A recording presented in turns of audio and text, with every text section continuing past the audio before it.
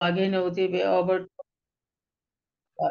over to Madhumita Nayak ଭଉଣୀ, ଆପଣ ସମ୍ମୁଖକୁ ଆସନ୍ତୁ ଏବଂ ପ୍ରଭୁଙ୍କ ଉଦ୍ଦେଶ୍ୟ ନିମନ୍ତେ କେତୋଟି ଗୀତ ଗାନ କରି ଆଜିର ଉପାସନାକୁ ଆଗେଇ ନିଅନ୍ତୁ। ପ୍ରେଜ୍ ଦ ଲର୍ଡ ଦିଦି। ପ୍ରେଜ୍ the lord. Praise the Lord. ଉପସ୍ଥିତ ଜଡ଼ିତ ପ୍ରତ୍ୟେକଙ୍କୁ ପ୍ରଭୁ ଯୀଶୁ ଖ୍ରୀଷ୍ଟଙ୍କର ମଧୁମୟ ନାମରେ ପ୍ରେଜ୍ ଦ ଲର୍ଡ। ପୁନର୍ବାର ଧନ୍ୟବାଦ ଦେବାକୁ ଚାହେଁ ଅନେକ ଦିନ ପରେ ସୁଯୋଗ ପାଇଁ ପ୍ରଭୁ ଯୀଶୁ ମଧ୍ୟ ଧନ୍ୟବାଦ ଦେବାକୁ ଚାହେଁ। ଆସନ୍ତୁ ଆମମାନେ ପ୍ରଭୁଙ୍କର ନିକଟବର୍ତ୍ତୀ ହେଉଥିବା କେତୋଟି ଗୀତ ଦ୍ଵାରା ପ୍ରଭୁଙ୍କର ନିକଟବର୍ତ୍ତୀ ହେଉଥିବା ହାଲେଲୁୟା। ପ୍ରେଜ୍ the Lord. Thank you, Jesus. Thank you, Holy Spirit. Thank you, पवित्र आत्मा। धन्यवाद राजा, धन्यवाद राजा, धन्यवाद पवित्र पिता, धन्यवाद पवित्र पिता, धन्यवाद पवित्र आत्मा। हालेलुया, हालेलुया, हालेलुया प्रभु, हालेलुया। मन्दिरे तब आशिषु प्रभु, बन्दना करिबु तुमरी। मन्दिरे तब आशिषु प्रभु, बन्दना करिबु तुमरे। घेन घेन हे विश्वकर्ता, घेन घेन हे विश्वकर्ता, पूजा नैवेद आमरी। मन्दिरे तब आशिषु प्रभु, बन्दना करिबु तुमरी। मन्दिरे तब आशिषु प्रभु, बन्दना करिबु तुमरी। केते आशा करी आशिषु सरबे, पूजिबु चरणे तुमरी। दर्शन दिय जुबा जीवन रे, दर्शन दिय जुबा जीवन रे, ଅନନ୍ତ ଭାଙ୍ଗି ସବୁରେ। ମନ୍ଦିରେ ତବ ଆସିଛୁ ପ୍ରଭୁ, ବନ୍ଦନା କରିବୁ ତୁମରେ।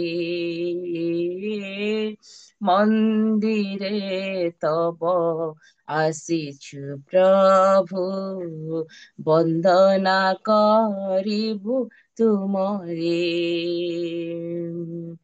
ଅନ୍ଧକାର ଘେରା ଜୀବନରେ ଆମ, ଧରମ ଦୀପ ଦିଅ ଜାଳି। ଆଲୋକେ ଆମରି ଜଗତ ଧରଣୀ, ଆଲୋକେ ଆମରି ଜଗତ ଧରଣୀ। ଅନ୍ଧାର ଯାଉ ଅପସରି, ମନ୍ଦିରେ ତବ ଆସିଛୁ ପ୍ରଭୁ, ବନ୍ଦନା କରିବୁ ତୁମରେ। ମନ୍ଦିରେ ତବ ଆସିଛୁ ପ୍ରଭୁ, ବନ୍ଦନା କରିବୁ ତୁମରେ। ତୁମରି କରମେ ଜଗାଅ ଆମକୁ, ହୁଅ ତୁମେ ଆମରି ସାଥୀ। ସରବ ବିଷয়ে ଅଗ୍ରଗଣ୍ୟ ହୁଅ, ସରବ ବିଷয়ে ଅଗ୍ରଗଣ୍ୟ ହୁଅ। ଡାକୁଛୁ ହେ ସ୍ୱାଗତ କରି, ମନ୍ଦିରେ ତବ ଆସିଛୁ ପ୍ରଭୁ, ବନ୍ଦନା କରିବୁ ତୁମରେ। ମନ୍ଦିରେ ତବ ଆସିଛୁ ପ୍ରଭୁ, ବନ୍ଦନା କରିବୁ ତୁମରେ ଘେନ ଘେନ ଆହେ ବିଶ୍ୱକରତା ଘେନ ଘେନ ଆହେ ବିଶ୍ୱକରତା ପୂଜା ନୈବେଦ ଆମରି ମନ୍ଦିରେ ତବ ଆସିଛୁ ପ୍ରଭୁ ବନ୍ଦନା କରିବୁ ତୁମରେ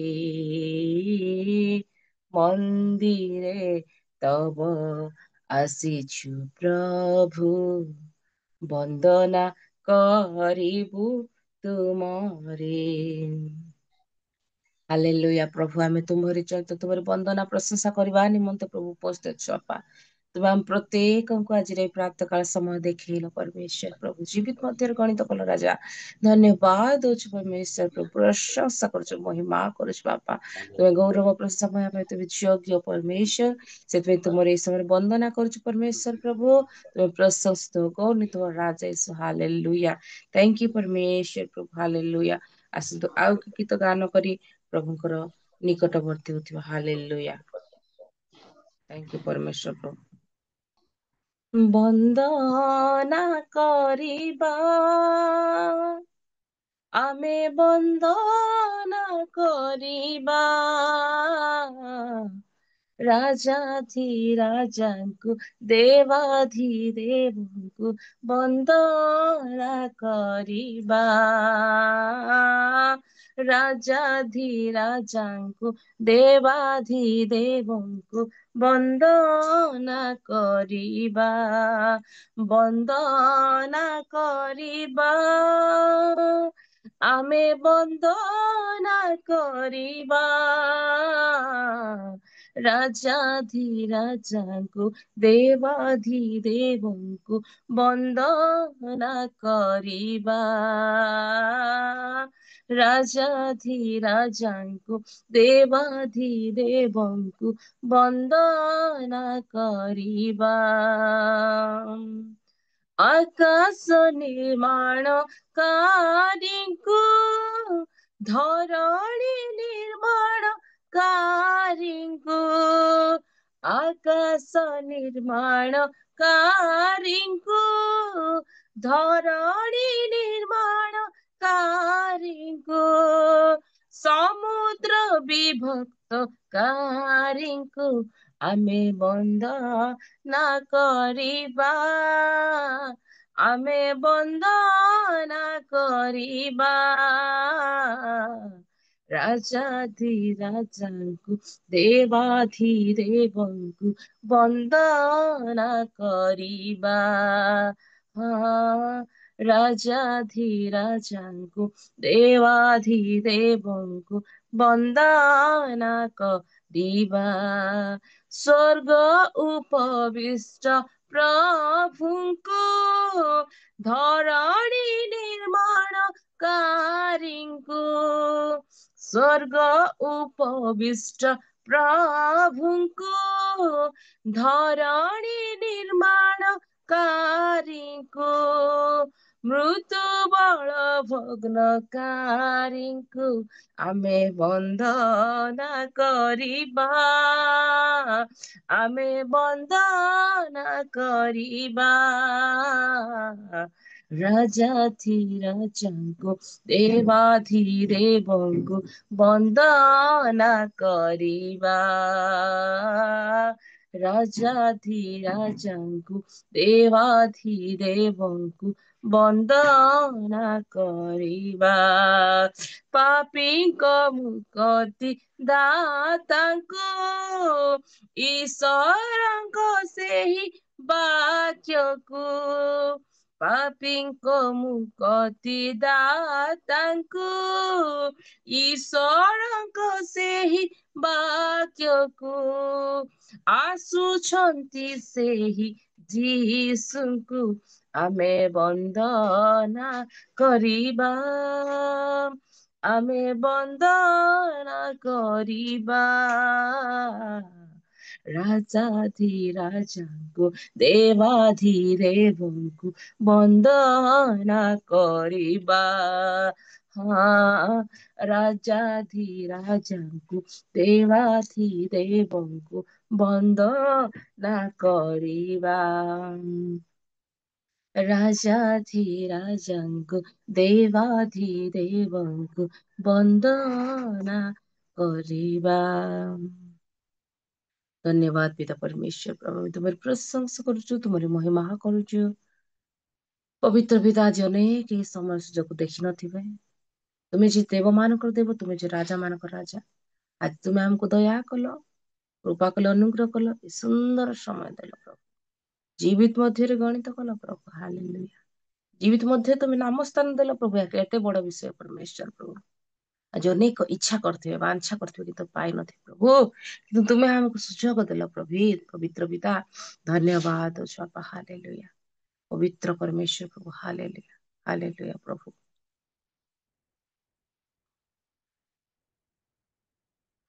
ଆସନ୍ତୁ ଆଉ ଗୀତ ଗାନ କରି ପ୍ରଭୁଙ୍କର ନିକଟବର୍ତ୍ତୀ ହେଉଥିବା, ଆରାଧନା କରୁଥିବା ପ୍ରଭୁଙ୍କର ନିକଟବର୍ତ୍ତୀ ହେଇ। Hallelujah. Thank you Jesus, thank you Holy Spirit, thank you ପବିତ୍ର ଆତ୍ମା।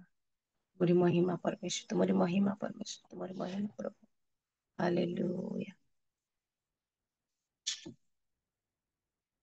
मेरे खुदावन हो धन्यवाद, यीशु प्रभु धन्यवाद। Yes Lord, hallelujah. मेरे खुदावन हो धन्यवाद, यीशु प्रभु धन्यवाद। आशीष देता है तू बेसुमार, अद्भुत है तेरा ये प्रेम अपार। आशीष देता है तू बेसुमार, अद्भुत तेरा ये प्रेम अपार। मेरे खुदावन हो धन्यवाद, यीशु प्रभु धन्यवाद। ये मिलके बोलेंगे, मेरे खुदावन हो धन्यवाद, यीशु प्रभु धन्यवाद। पापों से जख्मी जो मैं हो गया, बाहों में तूने मुझे ले लिया। पापों से जख्मी जो मैं हो गया, बाहों में तूने मुझे ले लिया। मेरे खुदावन हो धन्यवाद, यीशु प्रभु धन्यवाद। धन्यवाद के साथ, मेरे खुदावन हो धन्यवाद, यीशु प्रभु धन्यवाद। घोर अंधकारों से जो मैं हो चला, राहों का मेरा उजाला है तू।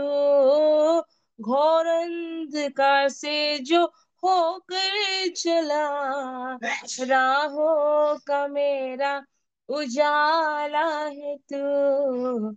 मेरे खुदावन हो धन्यवाद, यीशु प्रभु धन्यवाद।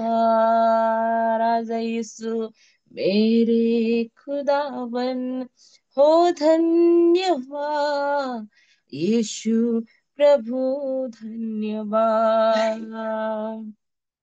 सुना था जो प्रभु जीवन मेरा, अपने अनुग्रह से तूने भरा। सुना था जो प्रभु जीवन मेरा, अपने अनुग्रह से तूने भरा। मेरे खुदावन हो धन्यवाद, यीशु प्रभु धन्यवाद। थैंक यू जीसस, मेरे खुदावन हो धन्यवाद, यीशु प्रभु धन्यवाद। मेरे खुदावन हो धन्यवाद। यीशु प्रभु धन्यवाद। आप पवित्र आत्मा, आप पवित्र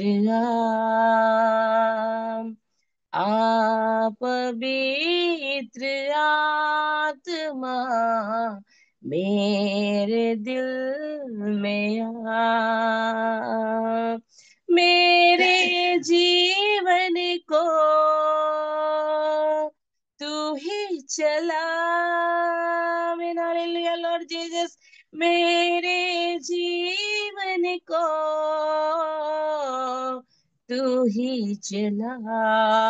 आप पवित्र आत्मा मेरे दिल में आ। Glory glory hallelujah.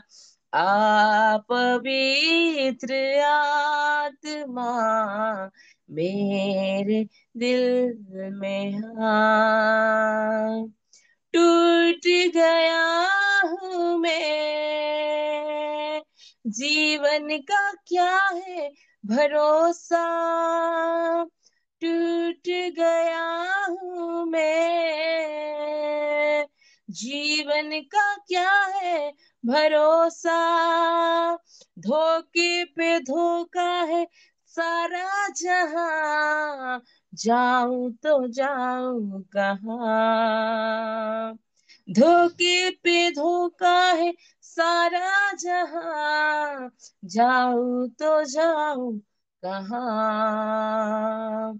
आप पवित्र आत्मा मेरे दिल में आ। आप पवित्र आत्मा मेरे दिल में आ। थक चुका हूँ मैं, जीवन का तू ही सहारा। थक चुका हूँ मैं, जीवन का तू ही सहारा। जीवन के सफर में तू ही मसीहा, जाऊं तो जाऊं कहाँ। जीवन के सफर में तू ही मसीहा, जाऊं तो जाऊं कहाँ। आप पवित्र आत्मा मेरे दिल में आमीन हालेलुया। आप पवित्र आत्मा मेरे दिल में आ। प्यासा आया हूँ मैं, मुझको तू जल पिला। प्यासा आया हूँ मैं, मुझको तू जल पिला। जीवन की स्रोता है तू ही मसीहा, जाऊं तो जाऊं कहाँ। आमीन हालेलुया लॉर्ड जीसस। जीवन की स्रोता है तू ही मसीहा, जाऊं तो जाऊं कहाँ। आप पवित्र आत्मा मेरे दिल में यहाँ। आप पवित्र आत्मा मेरे दिल में यहाँ। मेरे जीवन को तू ही चला। मेरे जीवन को तू ही चला। आप पवित्र आत्मा मेरे दिल में आ। आप पवित्र आत्मा मेरे दिल मेरा पवित्र आत्मा मेरे दिल में आ। Welcome holy spirit, hallelujah lord. धन्यवाद यीशु, हालेलुया। पिता अब्बा, पिता अब्बा, पिता, hallelujah. Thank you Jesus, thank you holy spirit, thank you पवित्र आत्मा। धन्यवाद राजा, धन्यवाद राजा। Thank you lord, hallelujah, hallelujah, hallelujah.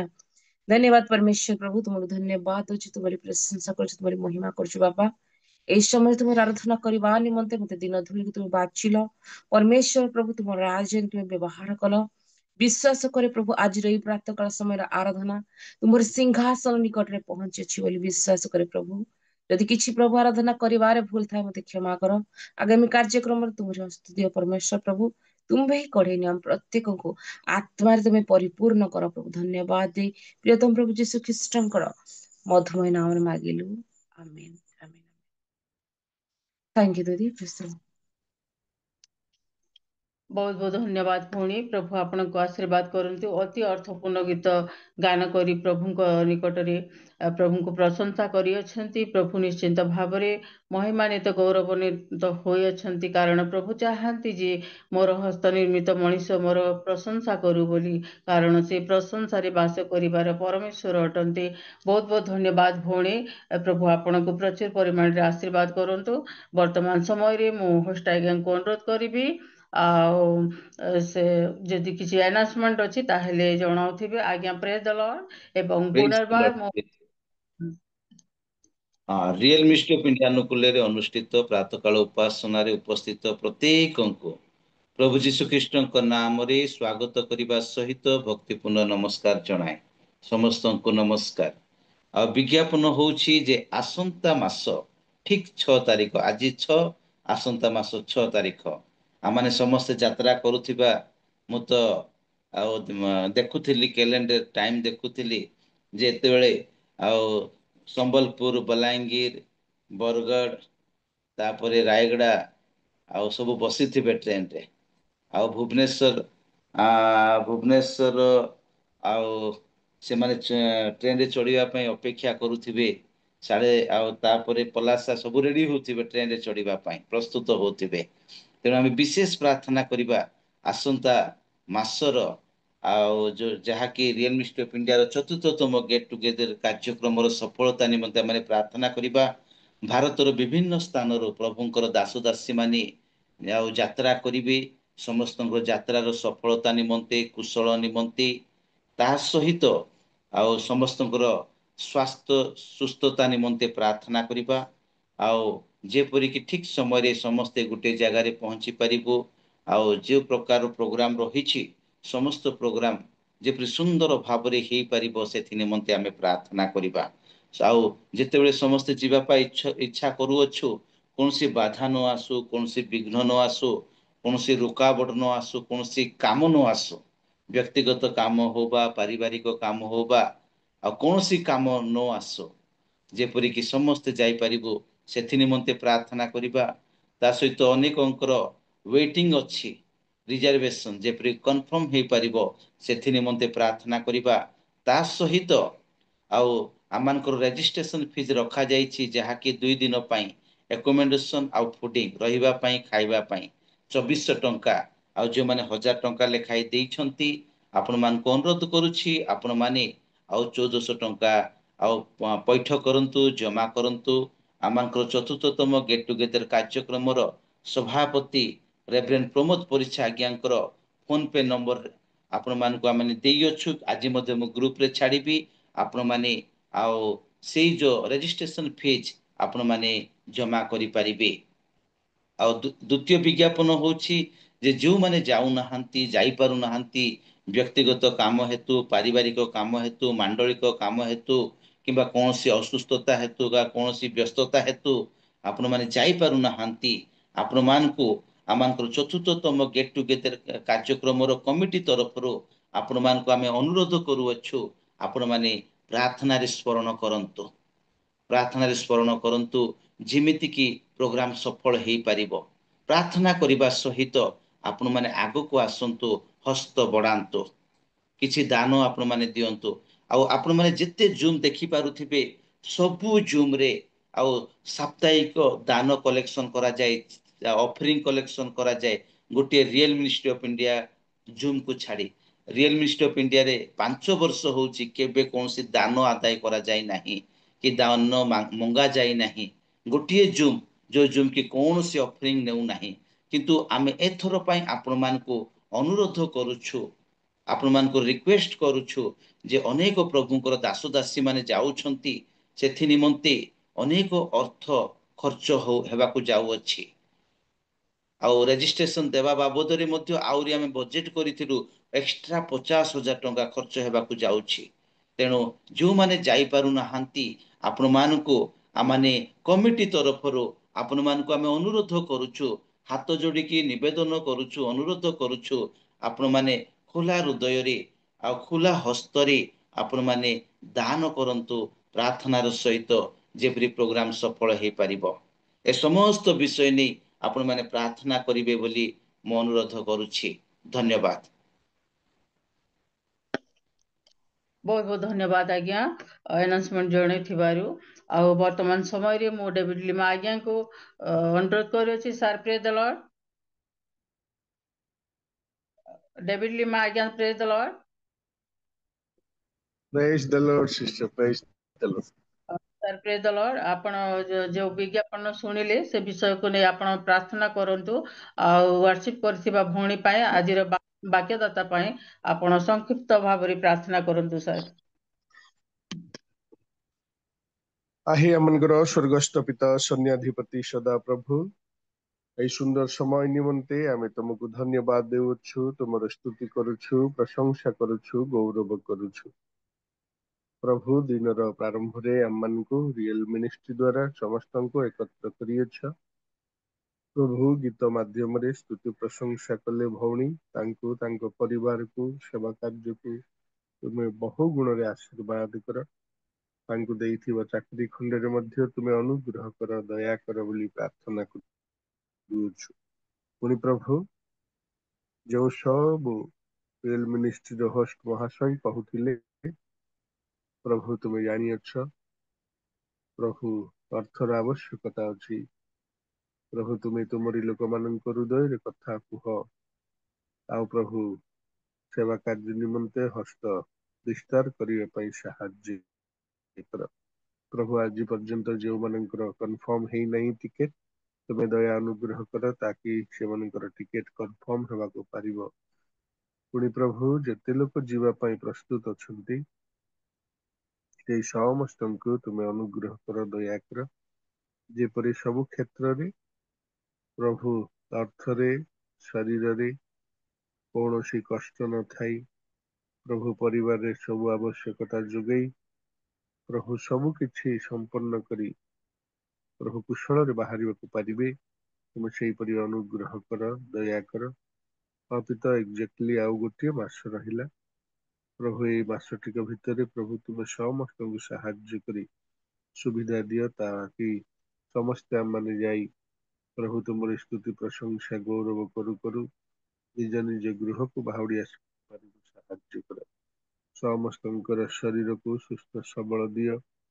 ପୁଣି ସମସ୍ତଙ୍କର ପ୍ରଭୁ ଅର୍ଥକୁ ତୁମେ ଆଶୀର୍ବାଦ କର। ପୁଣି ପ୍ରଭୁ ଫାଇନାନ୍ସିଆଲି ପ୍ରଭୁ ଅନେକ ଅର୍ଥର ଆବଶ୍ୟକତା ଦରକାର ପଡୁଅଛି, ପ୍ରଭୁ ତୁମେ ଯୋଗାଅ ବୋଲି ପ୍ରାର୍ଥନା କରୁଅଛୁ। ପ୍ରଭୁ ପୁଣି ଥରେ ଆମମାନେ ଆଜିର ବକ୍ତାଙ୍କୁ ତୁମ ହସ୍ତରେ ଦେଉଅଛୁ। ପ୍ରଭୁ ଯେଉଁ ବାକ୍ୟ ନେଇକି ଆସିବେ ତାଙ୍କ ମୁଖ ଦ୍ୱାରା ତୁମେ କଥା କୁହ, ଯେପରି ଆମମାନଙ୍କର ସମସ୍ତଙ୍କର ଆଶୀର୍ବାଦର କାରଣ, ଅନୁଗ୍ରହର କାରଣ, ପରିବର୍ତ୍ତନ ତାର କାରଣ ହେବାକୁ ପାରିବ। ତୁମେ ସେହିପରି ଅନୁଗ୍ରହ କର, ଦୟା କର। ବକ୍ତାଙ୍କୁ ତାଙ୍କ ପରିବାରକୁ ସେବା କାର୍ଯ୍ୟକୁ ତୁମେ ବହୁଳ ରୂପରେ ଆଶୀର୍ବାଦ କର। ପ୍ରେସାଇଡିଂ କରୁଥିବା ତୁମର ଦାସୀଙ୍କୁ, ପୁଣି ଆମେ ଯେତେ ଜଡ଼ିତ ହେଇଅଛୁ ସମସ୍ତଙ୍କୁ ତୁମ ହସ୍ତରେ ସମର୍ପଣ କରି ଅତି ଶୀଘ୍ର ଆସୁଥିବା ତୁମରି एकमात्र प्राणदीय पुत्र नाजरीय प्रभु यीशु ख्रीष्टଙ୍କ ନାମରେ ଏହି ଅଳ୍ପ ବର ମାଗିଲି ପିତା, ଆମେନ୍। ଧନ୍ୟବାଦ ଆଜ୍ଞା, ପ୍ରାର୍ଥନା କରିଅଛନ୍ତି। ପ୍ରଭୁ ଆପଣଙ୍କୁ ଆଶୀର୍ବାଦ କରନ୍ତୁ। ବର୍ତ୍ତମାନ ଆମମାନଙ୍କର ମୁଖ୍ୟ ସମୟ आमे माने प्रभुଙ୍କ ठारे मध्यस्थी प्रार्थना करियछु वर्शिप करियछु एवं वक्ता को पाई मध्य सार प्रार्थना करियछन्ति एही मुख्य समय मध्यरे आमने प्रभुଙ୍କର ବାକ୍ୟକୁ ଶୁଣିବାକୁ ଯାଉଛୁ ଆଉ ଯଦି ମୁଁ ଅନୁରୋଧ କରୁଅଛି ପୁନର୍ବାର ଆପଣମାନଙ୍କୁ ମୋ ରିଏଲ ମିନିଷ୍ଟ୍ରି ପ୍ଲାଟଫର୍ମକୁ ସ୍ୱାଗତ ଜଣାଉଛି ଏବଂ ଖ୍ରୀଷ୍ଟ ପ୍ରଭୁ ନମସ୍କାର ଜଣାଉଛି। ଆପଣମାନେ ଯଦି ସଠିକ ଜାଗାରେ ଅଛନ୍ତି ତାହେଲେ ଆପଣମାନେ ଭିଡ଼ିଓ ଅନ୍ କରନ୍ତୁ କାରଣ ଭିଡ଼ିଓ ଅନ୍ କରିବା ଦ୍ୱାରା ବକ୍ତା ମଧ୍ୟ ସେ ଉତ୍ସାହିତ ହେବେ ବାକ୍ୟ ପ୍ରଚାର କରିବା ନିମନ୍ତେ। ଆଉ ମୁଁ ପୁନର୍ବାର ଆପଣମାନଙ୍କୁ ଅନୁରୋଧ କରୁଅଛି ଯଦି ସମ୍ଭବ ହୁଏ ତାହେଲେ ଭିଡ଼ିଓ ଅନ୍ କରନ୍ତୁ। ଆଉ ମୁଁ ଈଶ୍ୱରଙ୍କର ଗୌରବ ନିମନ୍ତେ ବକ୍ତାଙ୍କୁ ଆହ୍ୱାନ କରିବା ପୂର୍ବରୁ ଗୋଟେ ପଦ ପାଠ କରିବାକୁ ଚାହୁଁଛି କାରଣ ସମସ୍ତ ବିଶ୍ୱାସୀ ବିଶ୍ୱାସୀ ସମୟ ମାନଙ୍କ ସମୟ ଅଧିକା ହେଇଗଲାଣି। କେତେ ଗୋଟେ ସମୟ ମିନିଟ 5:40 ହେଇଗଲାଣି। ତୁମ୍ଭେ ମାନେ ସିୟନରେ ତୁରୀ ବଜାଅ ଓ ଆମ୍ଭ ପବିତ୍ର ପର୍ବତ ଉପରେ ଘୋରନାଦ କର। ଦେଶ ନିବାସୀ ସମସ୍ତେ କମ୍ପମାନ ହୁଅନ୍ତୁ କାରଣ ସଦାପ୍ରଭୁଙ୍କ ଦିନ ଆସୁଅଛି ସେ ଦିନ ନିକଟ। ପ୍ରଭୁଙ୍କର ଦିନ ଅତି ଶୀଘ୍ର ଆସିବାକୁ ଯାଉଅଛି ତେଣୁ ଆମେ ଭୟଭକ୍ତି ସହିତ ଈଶ୍ୱରଙ୍କର ବାକ୍ୟକୁ ଆମେ ଗ୍ରହଣ କରିବା ଶୁଣିବା। ଏ ସମୟ ମଧ୍ୟରେ ମୁଁ ବକ୍ତା ଆଜ୍ଞାଙ୍କୁ ବ୍ରଦର ସଲେମନ ବାଗ ଆଜ୍ଞାଙ୍କୁ ମୁଁ ଅନୁରୋଧ କରୁଅଛି ସେ ସମ୍ମୁଖକୁ ଆସିବେ ଆଣିଥିବା ଆତ୍ମିକ ମାନକୁ ସେ ଆମମାନଙ୍କ ମଧ୍ୟରେ ପରିବେଷଣ କରୁଥିବେ। ତାଙ୍କର ଆସିବା ସମୟରେ ଆମେ ସମସ୍ତେ ଗୋଟେ ଉଚ୍ଚ କରତାଳ ଦ୍ୱାରା ତାଙ୍କୁ ସ୍ୱାଗତ କରୁଥିବା। ବକ୍ତା ଆଜ୍ଞା ପ୍ରେଜ ଦ ଲର୍ଡ ଆଜ୍ଞା। Praise the Lord, ma'am. Praise the Lord. Praise the Lord. Praise the Lord. Thank you. ସମସ୍ତଙ୍କୁ ପ୍ରେଜ ଲର୍ଡ। ପରମେଶ୍ୱରଙ୍କ ଆଶ୍ଚର୍ଯ୍ୟ ନାମର ଗୌରବ ହେଉ। ପ୍ରଭୁ ଆମମାନଙ୍କୁ ଆଜି ଜୀବିତ ମାନଙ୍କ ମଧ୍ୟରେ ଗଣନା କଲେ। ପ୍ରଭୁ ଆମମାନଙ୍କୁ ଏକ ନୂତନ ଦିବସ ଦେଖାଇଲେ। ପ୍ରଭୁଙ୍କର ଗୌରବ ହେଉ। ଆଉ ରିଏଲ ମିନିଷ୍ଟ୍ରି ଇଣ୍ଡିଆରେ ପ୍ରଭୁ ପ୍ରଥମ ଥର କରି ଆସିବାରେ ପ୍ରଭୁ ମୋତେ ଅବକାଶ ଦେଲେ। ମୁଁ ପ୍ରଭୁଙ୍କୁ ଧନ୍ୟବାଦ ଦେଉଛି ଏବଂ ଯିଏ ମୋତେ ଇନଭାଇଟ୍ କଲେ ତାଙ୍କୁ ମୋତେ ବହୁତ ବହୁତ ଧନ୍ୟବାଦ। ପ୍ରଭୁ ତାଙ୍କୁ ଆଶୀର୍ବାଦ କରନ୍ତୁ। ଆଉ ଯେତେ ବି ଏଇ ଜାଗାରେ ଜଏନ୍ ହେଇଛନ୍ତି ପ୍ରତ୍ୟେକ ପ୍ରଭୁଙ୍କର ଦାସ ଦାସୀ ମାନେ ଯେତେ ବି ପ୍ରଭୁଙ୍କର ସନ୍ତାନ ସନ୍ତତି ମାନେ ଜଡ଼ିତ ଅଛନ୍ତି ମୁଁ ଆପଣଙ୍କ ସମସ୍ତଙ୍କୁ ଧନ୍ୟବାଦ ଦେଉଛି ଏବଂ ମୋର ଆନ୍ତରିକ ପ୍ରେଜ ଲର୍ଡ ଶୁଣାଏ। ସମସ୍ତଙ୍କୁ ପ୍ରେଜ ଲର୍ଡ। ପ୍ରଭୁଙ୍କର ଗୌରବ ହେଉ, ପ୍ରଭୁଙ୍କର ମହିମା ହେଉ। ତ ଆସନ୍ତୁ ଆମେ ବାକ୍ୟ ଆଡ଼କୁ ଯିବା। ମୋ ସହିତ ଆପଣମାନେ ବାହାର କରିପାରିବେ ଆଦି ପୁସ୍ତକ ତହିର 3 ଅଧ୍ୟାୟ। ଆଦି ପୁସ୍ତକ 3 ଅଧ୍ୟାୟ ତହିର 3 ପଦ ଦେଖନ୍ତୁ। ଏପରି ଭାବରେ ଏଇ ଜାଗାରେ ଲେଖା ଅଛି, ଏଥିରେ ନାରୀ ସେ ବୃକ୍ଷକୁ ସୁଖାଦ୍ୟର ଉତ୍ପାଦକ ଓ ନୟନର ଲୋଭଜନକ ଓ ଜ୍ଞାନ ଦେବା ନିମିତ୍ତ ବାଞ୍ଛନୀୟ ଦେଖି ତହିଁର ଫଳ ତୋଳି ଖାଇଲେ। ପୁଣି ଆପଣ ସଙ୍ଗସ୍ତ ସ୍ୱାମୀକୁ ଦିଅନ୍ତେ ସେ ମଧ୍ୟ ଖାଇଲା। ଆଜି ମୁଁ ଆପଣମାନଙ୍କ ମଧ୍ୟରେ ଗୋଟେ ବିଷୟ ରଖିବି। ଆଦମ ହବା କେଉଁ କ୍ଷେତ୍ରରେ ମୃତ୍ୟୁବରଣ କଲେ ଆଉ ଆଦମଙ୍କ ଦ୍ୱାରା କ'ଣ ହେଲା ଏବଂ ଯୀଶୁଙ୍କ ଦ୍ୱାରା କ'ଣ ହେଲା, ଏ ବିଷୟରେ ମୁଁ କିଛି ଅଳ୍ପ ସମୟ ରଖିବି ଆପଣମାନଙ୍କ ମଧ୍ୟରେ। ଆପଣମାନେ ଅନେକ ଜାଣନ୍ତି ପରମେଶ୍ୱର ଆଦମ ଏବଂ ହବାକୁ ତିଆରି କଲେ। ଆଦମକୁ ଆପଣ ସାଦୃଶ୍ୟ ପ୍ରତିମୂର୍ତ୍ତି ନିର୍ମିତ କଲେ ଧୂଳି ଦ୍ୱାରା, ଆଉ ହବାକୁ ଆଦମଙ୍କ ପଞ୍ଜରା ଦ୍ୱାରା ନେଇ ତିଆରି କଲେ। ଆଉ ପରମେଶ୍ୱର ଆଦମକୁ କହିଥିଲେ ତୁମେ ବୃକ୍ଷର ଫଳ ସବୁ ଖାଇପାର କିନ୍ତୁ ଗୋଟିଏ ବୃକ୍ଷର ଫଳ ଖାଇପାରିବ ନାହିଁ। ତୁମେ ଖାଇବ ନାହିଁ, ତାହା ହେଉଛି ସତ୍ସତ୍ ଜ୍ଞାନଦାୟକ ବୃକ୍ଷର ଫଳ। ଆଉ ଯେଉଁଦିନ ତୁମେ ସେ ବୃକ୍ଷର ଫଳ ଖାଇବ ସେଦିନ ନିତାନ୍ତ ତୁମେ ମରିବ ବୋଲି ପରମେଶ୍ୱର ଆଦମକୁ କହିଲେ। ଆଉ ଯେତେବେଳେ ଏ ପ୍ରକାର ଆମେ ଘଟଣା ଦେଖୁ ତ ଯେତେବେଳେ ଆମେ ମାନେ ଦେଖିବାକୁ ପାଉଛୁ ଏ 3 ଅଧ୍ୟାୟରେ ଯେତେବେଳେ ହବା ସେ ଏକାକୀ ଗମନ କରୁଛନ୍ତି, ଯେତେବେଳେ ହବା ସେ ଏଦନ ଉଦ୍ୟାନ ମଧ୍ୟରେ ସେ ବୁଲୁଛନ୍ତି, ଆଉ ବୁଲୁ ବୁଲୁ କ'ଣ ହେଲା, ଯେତେବେଳେ ସେ ବୃକ୍ଷକୁ ଦେଖିଲା, ସେ ବୃକ୍ଷ ପ୍ରତି ଆପଣ ନଜର ଗଲା, ଯେତେବେଳେ ସେ ଦେଖିଲା, ଯେତେବେଳେ ସେ ଦେଖୁଛି ଆଉ ତା ପାଖକୁ ଯାଉଛି, ଯେତେବେଳେ ସେ ଗଛର ପାଖକୁ ଯାଉଛି ତ ଶୈତାନ ତାଙ୍କୁ କ'ଣ କରୁଛି, ପ୍ରଲୋଭିତ କରୁଛି। ତାକୁ ଶୈତାନ ତାକୁ କ'ଣ କରୁଛି, ପ୍ରଲୋଭିତ କରୁଛି। ଆମେ ଜାଣିଛୁ ମୋର ପ୍ରିୟ ପ୍ରଭୁଙ୍କ ଲୋକମାନେ, ସେ ଯେତେବେଳେ ଯାଉଛି ଶୈତାନ ସର୍ପ ଦ୍ୱାରା ବହୁତ ତାକୁ ପ୍ରଲୋଭନ କରୁଛି, ବହୁତ ତାଙ୍କୁ ପ୍ରବଞ୍ଚନା କରୁଛି। ମୋର ପ୍ରିୟ ପ୍ରଭୁଙ୍କ ଲୋକମାନେ, ଶୈତାନ ମଧ୍ୟ ତାହା ଶୁଣିଥିଲା, ଜାଣିଥିଲା। ତେଣୁ ସେ କହୁଛି একই সত্য, একই সত্য তুমি অধ্যয়ন ସବୁ ବୃକ୍ଷର ଫଳ ଖାଇପାର। ଶୈତାନ ସର୍ପ ଦ୍ୱାରା ଯାହା ୟୁଜ କରୁଛି ସର୍ପକୁ, ଶୈତାନ ମଧ୍ୟ ଜାଣିଛି, ଆଉ ସେ କହୁଛି ଏ କି ସତ୍ୟ, ପରମେଶ୍ୱର ତୁମକୁ ସମସ୍ତ ବୃକ୍ଷର ଫଳ ଖାଇବାକୁ ମନା କରୁଛନ୍ତି। ହବା କହୁଛି ନାଇଁ ନାଇଁ, ଏ ବୃକ୍ଷର ଫଳ ଖାଇବା ପାଇଁ ମନା କରିଛନ୍ତି। ତ ସର୍ପ କହୁଛି ତୁମେ କୌଣସି ପ୍ରକାର ମରିବ ନାହିଁ, ତୁମେ କୌଣସି ପ୍ରକାର ମରିବ ନାହିଁ। ଏ ପ୍ରକାର ଯେତେବେଳେ ସେ ଧୋକା ଦଉଛି, ପ୍ରବଞ୍ଚନା କରୁଛି, ସେ ଯେତେବେଳେ ପ୍ରବଞ୍ଚନା କରୁଛି, ଏ ହବା ଜାଣିପାରୁନାହିଁ। ଆଉ ଯେତେବେଳେ ତାକୁ କହୁଛି ପରମେଶ୍ୱର ଜାଣନ୍ତି, ପରମେଶ୍ୱର ଜାଣନ୍ତି ତୁମେ ଯେଉଁଦିନ ଖାଇବ ତୁମର ଚକ୍ଷୁ ପ୍ରସନ୍ନ ହେବ, ତୁମର ଚକ୍ଷୁ ପ୍ରସନ୍ନ ହେବ, ତୁମେ ପରମେଶ୍ୱରଙ୍କ ପରି ଭଲ ମନ୍ଦର ପ୍ରଭେଦ ଜାଣିବ।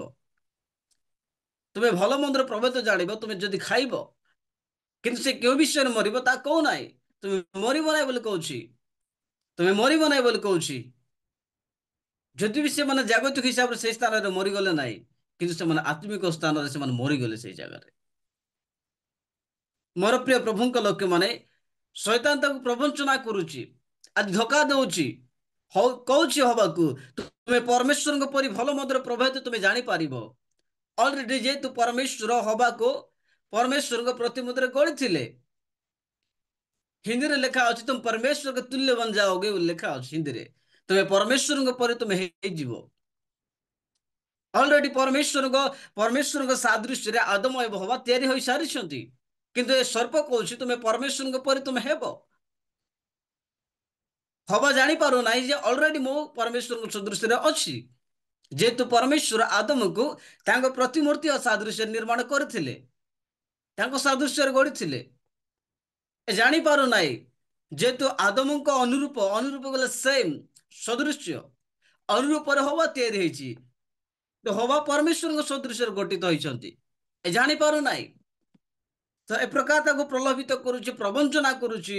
ଆଉ ଏ ସବୁ ବିଷୟ ଯେତେବେଳେ କହୁଛି ଆଉ ଯେତେବେଳେ ହବା ଏ କଥା ଶୁଣୁଛି, ଆଉ ସେ ବୃକ୍ଷକୁ ଦେଖୁଛି, ବୃକ୍ଷ ଦେଖିଲା ପରେ ନୟନରେ ଲୋଭ ଆସିଯାଉଛି, ନୟନରେ ଲୋଭ ଆସିଯାଉଛି। ଲୋଭ ଆସିଲା ପରେ ସେ ଖାଉଛି, ଆଉ ସେ ଯେତେବେଳେ ଖାଉଛି ଆପଣ ସ୍ୱାମୀକୁ ମଧ୍ୟ ଦଉଛି। ତ ମୁଁ କଣ କହିବା ପାଇଁ ଚାହୁଁଛି ମୋର ପ୍ରିୟ ପ୍ରଭୁଙ୍କ ଲୋକମାନେ, ସର୍ପ ପ୍ରବଞ୍ଚନା କଲ ହବାକୁ, ସେମାନେ ଜାଗତିକ ହିସାବରେ ମରିଲେ ନାହିଁ ସତ କଥା ସେଇଦିନ। କିନ୍ତୁ ମୋର ପ୍ରିୟ ପ୍ରଭୁଙ୍କ ଲୋକମାନେ, ମୁଁ କହିବା ପାଇଁ ଚାହେଁ ସେମାନେ ଆତ୍ମିକତାରେ ସେମାନେ ମରିଗଲେ, ପରମେଶ୍ୱରଙ୍କ ଠାରୁ ସେମାନେ ବିଚ୍ଛିନ୍ନ ହୋଇଗଲେ। ସେମାନେ ପରମେଶ୍ୱରଙ୍କ ଠାରୁ ବିଚ୍ଛିନ୍ନ ହୋଇଗଲେ। ପରମେଶ୍ୱର ସବୁ ତିଆରି କରିଥିଲେ, ତୁମେ ସବୁ ବୃକ୍ଷର ଫଳ ଖାଇପାର, ସେ ବୃକ୍ଷର ଫଳ ଖାଇବା ପାଇଁ ମନା କରୁଥିଲେ।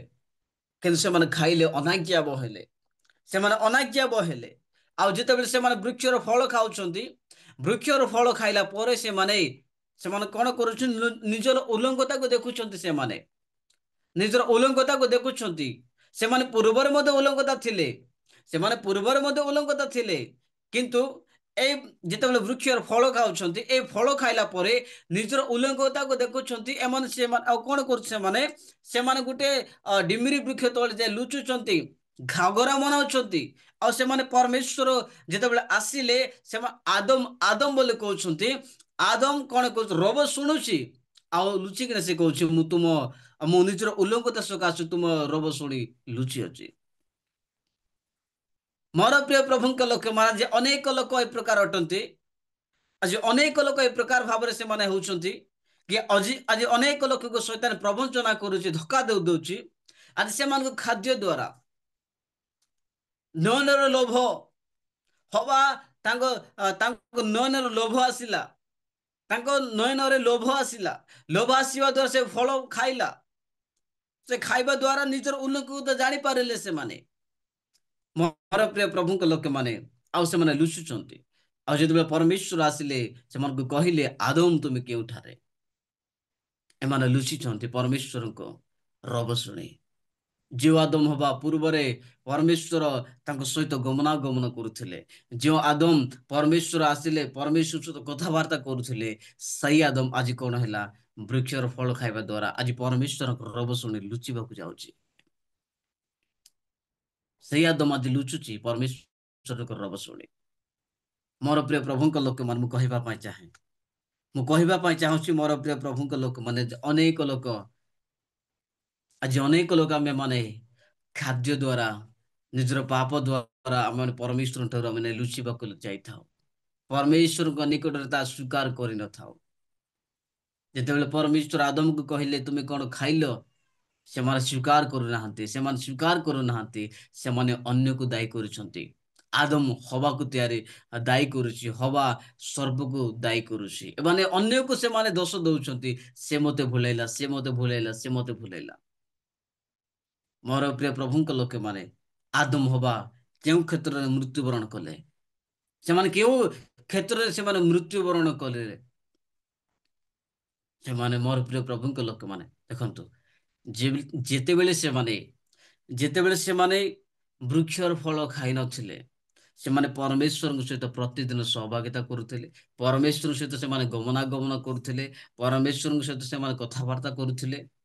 ଆଉ ଯେଉଁଦିନ ବୃକ୍ଷର ଫଳ ଖାଇଲେ, ଯେଉଁଦିନ ପରମେଶ୍ୱରଙ୍କର ଯୋଉ ଆଜ୍ଞାକୁ ସେମାନେ ମାନିଲେ ନାହିଁ, ମନା କରୁଥିବା ଫଳ ଖାଇଲେ, ସେଇଦିନ କଣ ହେଲା?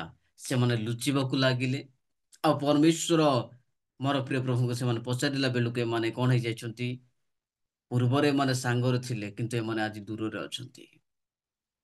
ଉଲ୍ଲଙ୍ଘ ଥିଲେ ପୂର୍ବରେ ମଧ୍ୟ, ଉଲ୍ଲଙ୍ଘ ଥିଲେ ମଧ୍ୟ ସେମାନେ ପୂର୍ବରେ ଯୀଶୁଙ୍କ ସହିତ ଥିଲେ, କିନ୍ତୁ ଆଜି ଫଳ ଖାଇଲା ପରେ ପୂର୍ବରୁ ନାହିଁ। ଏମାନେ ଆଜି କଣ କରୁଛନ୍ତି? ଲୁଚିବାକୁ ଯାଉଛନ୍ତି। ଆଦମ 930 ବର୍ଷ ପର୍ଯ୍ୟନ୍ତ ସେ ବଞ୍ଚିଲା। ସେ ଫଳ ଖାଇକି ମଧ୍ୟ ସେ 930 ବର୍ଷ ପର୍ଯ୍ୟନ୍ତ ବଞ୍ଚିଲା। ମୋର ପ୍ରିୟ ପ୍ରଭୁଙ୍କ ଲୋକମାନେ, ଆଦମ କେଉଁ କ୍ଷେତ୍ରରେ ସେ ମୃତ୍ୟୁବରଣ କଲେ? ଆମେ ତ ଏ ବିଷୟରେ ମାନେ ସର୍ପ ଯାହା କହିଲେ ତୁମେ କୌଣସି ପ୍ରକାର ମରିବ ନାହିଁ। ସର୍ପ କହିଲେ ତୁମେ କୌଣସି ପ୍ରକାର ମରିବ ନାହିଁ। ଆଦମ ହବା ସେମାନେ ଜାଣିପାରିଲେ ନାହିଁ କି ଏହା କେଉଁ କ୍ଷେତ୍ରର କଥା ଅଟେ, ଏହା କେଉଁ କ୍ଷେତ୍ରର ମୃତ୍ୟୁର କଥା ଅଟେ। ସେମାନେ ଜାଣିପାରିଲେ ନାହିଁ। ସେଦିନ ସେମାନେ ଜାଣିପାରିଲେ ନାହିଁ। ସେମାନେ ଖାଇଦେଲେ। ମୋର ପ୍ରିୟ ପ୍ରଭୁଙ୍କ ଲୋକମାନେ, ସେମାନେ ପୂର୍ବରେ ଯୀଶୁଙ୍କ ସହିତ, ପରମେଶ୍ୱରଙ୍କ ସହିତ ଥିଲେ। ଯେଉଁଦିନ ସେମାନେ ପରମେଶ୍ୱରଙ୍କର ଆଜ୍ଞା ବହିଲେ ନାହିଁ, ଅନାଜ୍ଞା ବହିଲେ, ବୃକ୍ଷର ଫଳ ଖାଇଲେ, ସେମାନେ ପରମେଶ୍ୱର ଠାରୁ ଅଲଗା ହେଇଗଲେ। ସେମାନେ ପରମେଶ୍ୱରଙ୍କ ଠାରୁ ଅଲଗା ହେଇଗଲେ। ସେମାନେ ଲୁଚିବାକୁ ଲାଗିଲେ, ଦୂରକୁ ଗଲେ। ପରମେଶ୍ୱର ତାହାକୁ ମୃତ ବୋଲି ଦେଖନ୍ତି। ତାହାକୁ ମୃତ ବୋଲି ଦେଖନ୍ତି ଯେଉଁମାନେ ପରମେଶ୍ୱରଙ୍କ ଠାରୁ ଦୂରକୁ ଯାଆନ୍ତି, ଯେଉଁମାନେ ପରମେଶ୍ୱରଙ୍କ ଠାରୁ ଅଲଗା ହେଇଯାଆନ୍ତି। ପରମେଶ୍ୱରଙ୍କ ଠାରୁ ସେମାନେ ଅଲଗା ହେଇଗଲେ। ପରମେଶ୍ୱର ତାହାକୁ ଦେଖନ୍ତି। ଯେଉଁମାନେ ପରମେଶ୍ୱରଙ୍କ ଠାରୁ ଅଲଗା ହେଇଯିବେ, ଯେଉଁମାନେ ପରମେଶ୍ୱରଙ୍କ ଠାରୁ ଦୂରକୁ ଚାଲିଯିବେ, ସେମାନେ ମୃତ୍ୟୁ ହେଇଯାଆନ୍ତି। ପରମେଶ୍ୱର ତାହାକୁ ମୃତ୍ୟୁ ବୋଲି ସେ ଦେଖନ୍ତି। ସେମାନେ ମରିଗଲେ। ପରମେଶ୍ୱର କହିଲେ ତୁମେ ଯେଉଁଦିନ ଖାଇବ ତୁମେ କଣ ହେଇଯିବ? ମରିଯିବ। ସେମାନେ ପରମେଶ୍ୱର ବିଚ୍ଛିନ୍ନ ହୋଇଗଲେ। ସେମାନେ ସେମାନେ କଣ ହେଲା? ସେମାନେ ମୃତ ହେଇଗଲେ। ପରମେଶ୍ୱରଙ୍କ ଠାରୁ ଅଲଗା ହେଇଯିବା ହିଁ ମୃତ୍ୟୁ ଅଟେ। ଯଦି ଆମେ ମାନେ ପରମେଶ୍ୱରଙ୍କ ଠାରୁ ଆମେ ମାନେ ନାହୁଁ, ଯଦି ଆମେ ପରମେଶ୍ୱରଙ୍କ ଠାରୁ ଆମେ ମାନେ ବଞ୍ଚୁ ନାହୁଁ, ପରମେଶ୍ୱରଙ୍କ ସହିତ ଯଦି ଆମେ ମାନେ ରାହୁ, ଯଦି ଆମେ ଅଲଗା ହେଇଯାଇଛୁ, ତାହେଲେ ଆମେ ମାନେ ଆତ୍ମିକତାରେ ମରି ଯାଇଅଛୁ। ସେମାନେ ଆତ୍ମିକତାରେ ମରିଗଲେ, ତାହା ସେମାନେ ଜାଣିଲେ ନାହିଁ। ସେମାନେ ଭାବିଲେ ଜାଗତିକ କଥା। ସେମାନେ ଭାବିଲେ ଜାଗତିକ କଥାରେ ଏ ବିଷୟ କୁହାଯାଉଅଛି, କିନ୍ତୁ ସେମାନେ ଜାଣିପାରିଲେ ନାହିଁ ଏହା ଯେ ଆତ୍ମିକତାର କଥା ଅଟେ। ଆଜି ଲୋକମାନେ ଆଜି ଖାଦ୍ୟ ଖାଉଛନ୍ତି। ଆଜି ମଧ୍ୟ ଶୈତାନ ଅନେକଙ୍କୁ ଖାଦ୍ୟ ଦ୍ୱାରା ପ୍ରଲୋଭନ କରୁଛି। ଆଜି ଅନେକ ଖାଦ୍ୟ ଦ୍ୱାରା ସେମାନଙ୍କୁ ଆଜି ପ୍ରବଞ୍ଚନା କରୁଛି। ଆଜି ଅନେକ ଲୋକ ଖାଦ୍ୟ ଖାଉଛନ୍ତି। ସେମାନେ ଜାଣି ପାରୁନାହାନ୍ତି ଯେ ଏଇ ଖାଦ୍ୟ ଦ୍ୱାରା ଆଜି ପରମେଶ୍ୱରଙ୍କ ଠାରୁ ଅଲଗା ହେଇଯାଉଛନ୍ତି ବୋଲି।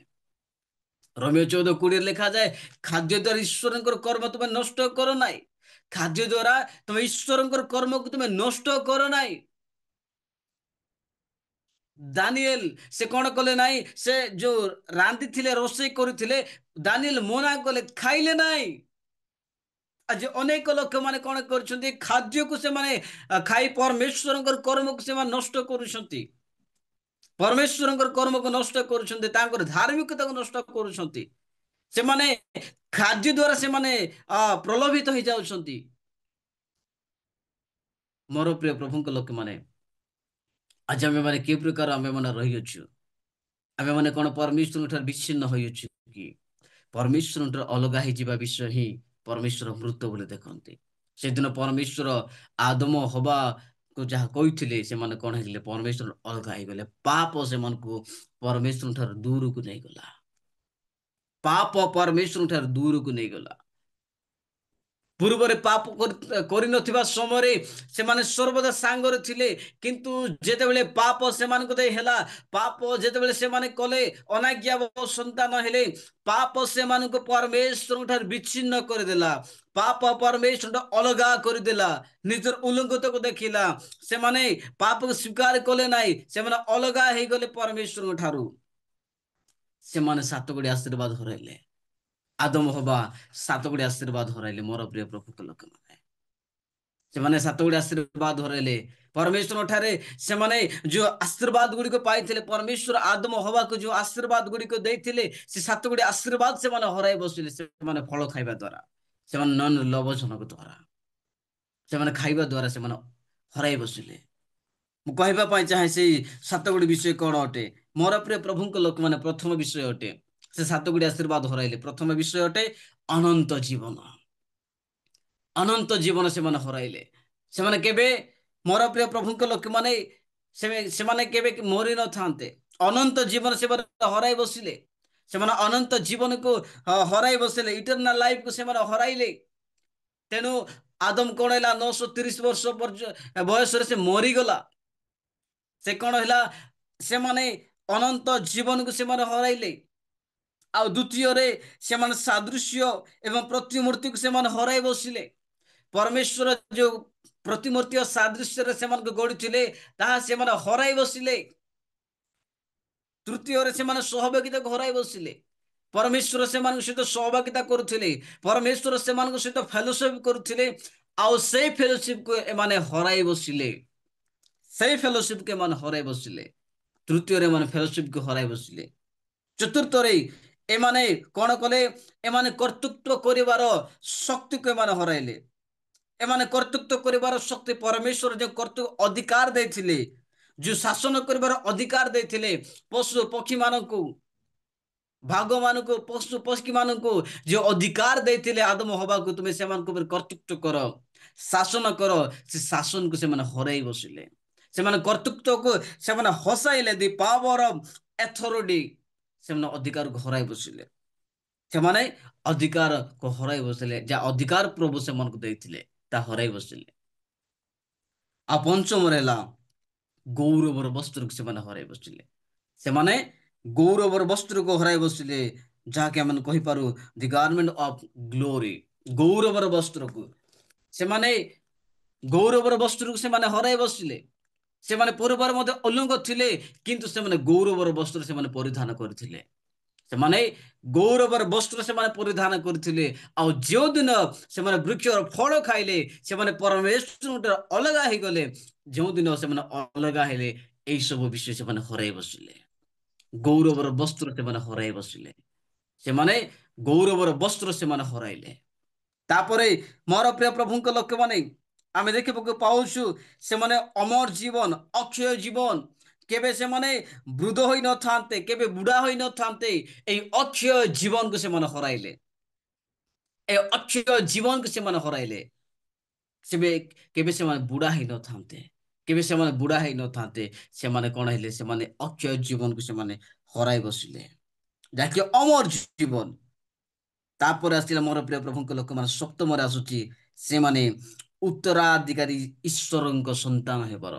ସେମାନେ ଈଶ୍ୱରଙ୍କର ସନ୍ତାନ ହେବାର ଯୋଉ ଉତ୍ତରାଧିକାରୀ ଥିଲେ, ତାହା ସେମାନେ ହରାଇ ବସିଲେ। ତାହା ସେମାନେ ହରାଇ ବସିଲେ। ଏଇ 7 ଗୋଟି ଆଶୀର୍ବାଦ ଆଦମ ହବା ସେମାନେ ହରାଇଲେ। ପରମେଶ୍ୱର ଠାରୁ ସେମାନେ ଅଲଗା ହେଇଗଲେ। ସେମାନେ ପରମେଶ୍ୱର ଅଲଗା ହେଇଗଲେ। ସେମାନେ ମୃତ୍ୟୁ ହେଇଗଲେ। ଆତ୍ମିକତାରେ ସେମାନେ ମରିଗଲେ। 7 ଗୋଟି ଆଶୀର୍ବାଦ ପରମେଶ୍ୱର ସେମାନଙ୍କୁ ଯୋଉ ଦେଉଥିଲେ, ତା ସେମାନେ ହରାଇ ବସିଲେ। ଆଜି ଅନେକ ଲୋକ ଆମେ ମାନେ ମଧ୍ୟ କଣ ଥାଉ, ଖାଦ୍ୟ ଦ୍ଵାରା ପରମେଶ୍ୱର ଆମମାନଙ୍କୁ ଯୋଉ ଆଶୀର୍ବାଦ ଗୁଡିକ ଦେଇଥାନ୍ତି, ଆମେ ହରାଇ ବସିଛୁ ଆଜି। ମୋର ପ୍ରିୟ ପ୍ରଭୁଙ୍କ ଲୋକମାନେ, ଆଦମ ହବା ନିଜର ଉଲ୍ଲଙ୍ଘତାକୁ ଦେଖିଲେ, କିନ୍ତୁ ଯୀଶୁଙ୍କୁ ଦେଖନ୍ତୁ। ଯୀଶୁଙ୍କୁ ଦେଖନ୍ତୁ। ଯୀଶୁ ମଧ୍ୟ କ୍ରୁଶରେ ଅଛନ୍ତି, ଉଲଗ୍ନ ଅଛନ୍ତି। ନିଜର ଉଲ୍ଲଙ୍ଘତାକୁ ଯୀଶୁ ଦେଖୁନାହାନ୍ତି। ନିଜର ଉଲ୍ଲଙ୍ଘତାକୁ ଯୀଶୁ ଦେଖୁନାହାନ୍ତି। କହୁଛନ୍ତି ପିତା ତୁମେ କାହିଁକି ମତେ ପରିତ୍ୟାଗ କଲ? ସେ ପରିତ୍ୟାଗକୁ ଦେଖୁଛନ୍ତି। ପିତା ତୁମେ ମତେ କାହିଁକି ଛାଡ଼ିଲ, ମତେ ତୁମେ କାହିଁକି ପରିତ୍ୟାଗ କଲ ବୋଲି ଯୀଶୁ ଦେଖୁଛନ୍ତି। ମୋର ପ୍ରିୟ ପ୍ରଭୁଙ୍କ ଲୋକମାନେ, କାହିଁକି ପରମେଶ୍ୱରଙ୍କ ଠାରୁ ଅଲଗା ହେଇଯିବା ହିଁ ଆମେ ମୃତ ବୋଲି ଆମେ କହିପାରିବା। ପରମେଶ୍ୱର ତାହାକୁ ଦେଖନ୍ତି। ପରମେଶ୍ୱର ଅଲଗା ହେଇଯିବା ହିଁ ଆମେ ପରମେଶ୍ୱର ତାହାକୁ ମୃତ ବୋଲି କହନ୍ତି। ଯୀଶୁ ମଧ୍ୟ ଉଲ୍ଲଙ୍ଘ ଥିଲେ, ଆଦମ ହବା ମଧ୍ୟ ଉଲ୍ଲଙ୍ଘ ଥିଲେ, ଯୀଶୁ ମଧ୍ୟ ଉଲ୍ଲଙ୍ଘ ଥିଲେ। କିନ୍ତୁ ଆଦମ ହବା ନିଜର ଉଲ୍ଲଙ୍ଘତାକୁ ଦେଖିଲେ ସେମାନେ ପରମେଶ୍ୱର ଠାରୁ ଦୂରକୁ ଗଲେ। କିନ୍ତୁ ଯୀଶୁ କ୍ରୁଶରେ ଝୁଲୁଛନ୍ତି।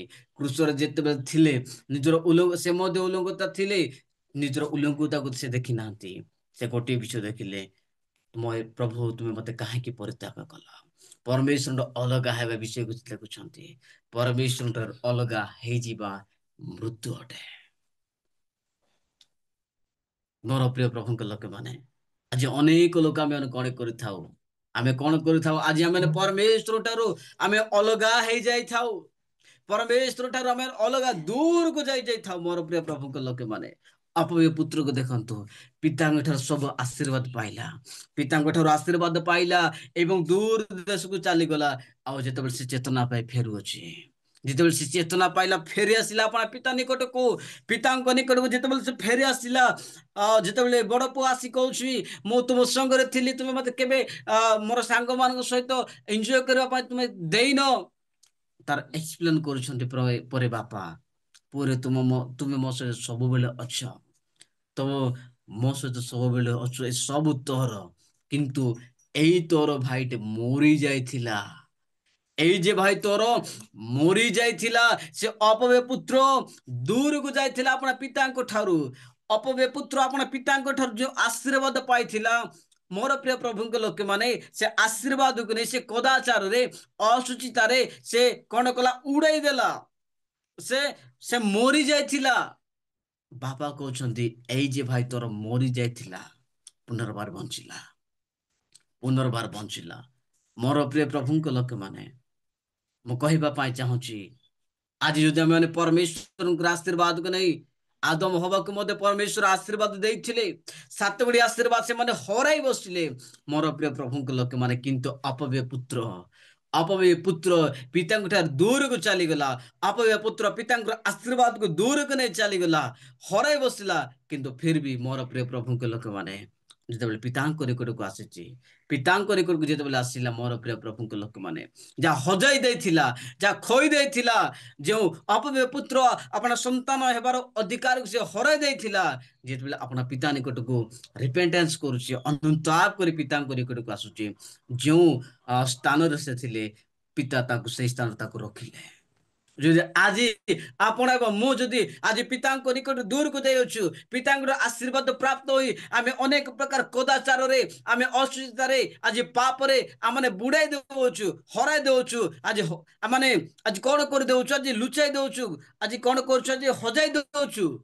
କିନ୍ତୁ ଯଦି ଆମେ ପୁନର୍ବାର ରିପେଣ୍ଟାନ୍ସ କରିବା, ଅନୁତାପ କରିବା, ଅପବ୍ୟ ପୁତ୍ର ପରେ ଆପଣ ଉଠିବା, ଆପଣ ପିତା ନିକଟକୁ ଯିବା, ପରମେଶ୍ୱର ଆମକୁ କଣ କରିବେ?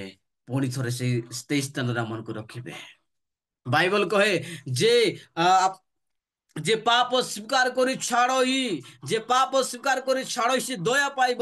ଯଦି ଆମେ କରିଥିବା ଭୁଲକୁ, ଆମେ କରିଥିବା ପାପକୁ ଯଦି ପରମେଶ୍ୱରଙ୍କ ନିକଟରେ କ୍ଷମା ମାଗିବା, ଆମେ ଯଦି ଅନୁତାପ ସହିତ ପ୍ରଭୁଙ୍କ ନିକଟକୁ ଆସିବା, କ୍ଷମା ମାଗିବା, ପରମେଶ୍ୱର ଆମକୁ ପୁଣି ଥରେ ଗ୍ରହଣ କରିବେ, ପୁଣି ଥରେ ଆମକୁ ଗ୍ରହଣ କରିବେ।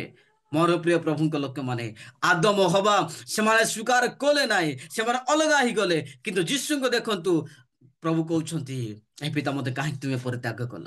କାହିଁକି ସେ ପରିତ୍ୟାଗ ବିଷୟକୁ ମୃତ୍ୟୁ ବୋଲି ଯୀଶୁ ଜାଣନ୍ତି। ତେଣୁ ସେ କହୁଛନ୍ତି ପିତା ତୁମେ କାହିଁକି ମତେ ପରିତ୍ୟାଗ କଲ? ପ୍ରଭୁ ତୁମେ କାହିଁକି ମତେ ଛାଡ଼ିଦେଲ? ଆଜି ଅନେକ ଲୋକ ପରମେଶ୍ୱର ଠାରୁ ଅଲଗା ହେଇଯାଇଛନ୍ତି, ସେମାନେ ମରି ଯାଇଛନ୍ତି, ସେମାନେ ଆଜି ମରି ଯାଇଛନ୍ତି। ମୋର ପ୍ରିୟ ପ୍ରଭୁଙ୍କ ଲୋକମାନେ, ଯଦି ଆମେ କୌଣସି ପ୍ରକାର ଆଜି ଆମେ ମରି ଯାଇଛୁ, ପରମେଶ୍ୱର ଅଲଗା ହେଇଯାଇଛୁ, ମୋର ପ୍ରିୟ ପ୍ରଭୁଙ୍କ ଲୋକମାନେ, ମନେ ରଖିବା ଦରକାର। ପ୍ରଭୁ କହିଲେ ଯେକୌଣସି ଶାଖା ମୋ ଠାରେ ନ ରହେ ସେ ଶୁଖିଯିବ, ଶୁଖିଯାଇ କଣ ହେବ? ନିଆଁରେ ପକାଯିବାର ସେ ଯୋଗ୍ୟ। ଯଦି ଆମେ ପରମେଶ୍ୱରଙ୍କ ଠାରେ ଯଦି ଆମେ ରହିବା ନାହିଁ, ଯଦି ଆମେ ମରିଯିବା, ଆତ୍ମିକତାରେ ମରିଯିବା, ଆମେ ନର୍କର ଲୋକ ହେଇଯିବା।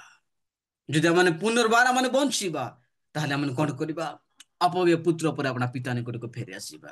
ଅପବ୍ୟୟ ପୁତ୍ର ପରେ ଆପଣ ପିତା ନିକଟକୁ ଆସିବା। ଆଦମ ହବାଙ୍କ ଦେଇ କଣ ଆସିଲା?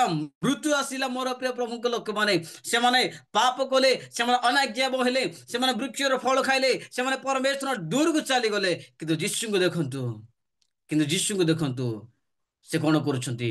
ସେ ପରିତ୍ୟାଗ ବିଷୟକୁ ଦେଖୁଛନ୍ତି। ପ୍ରଭୁ ତୁମେ କାହିଁକି ପରିତ୍ୟାଗ କଲ?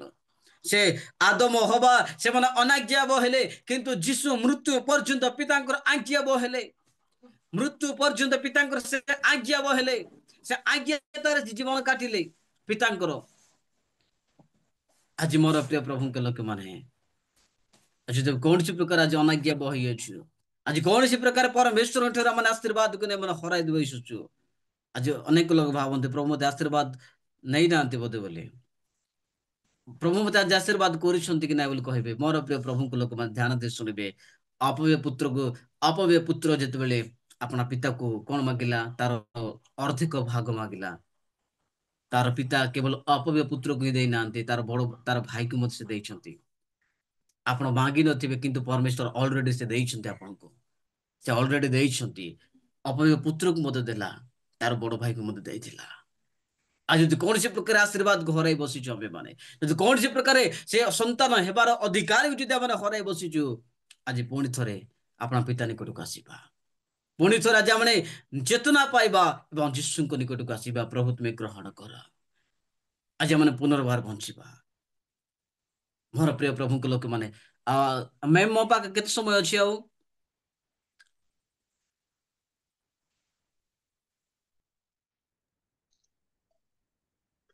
କୁହନ୍ତୁ ଆଜ୍ଞା।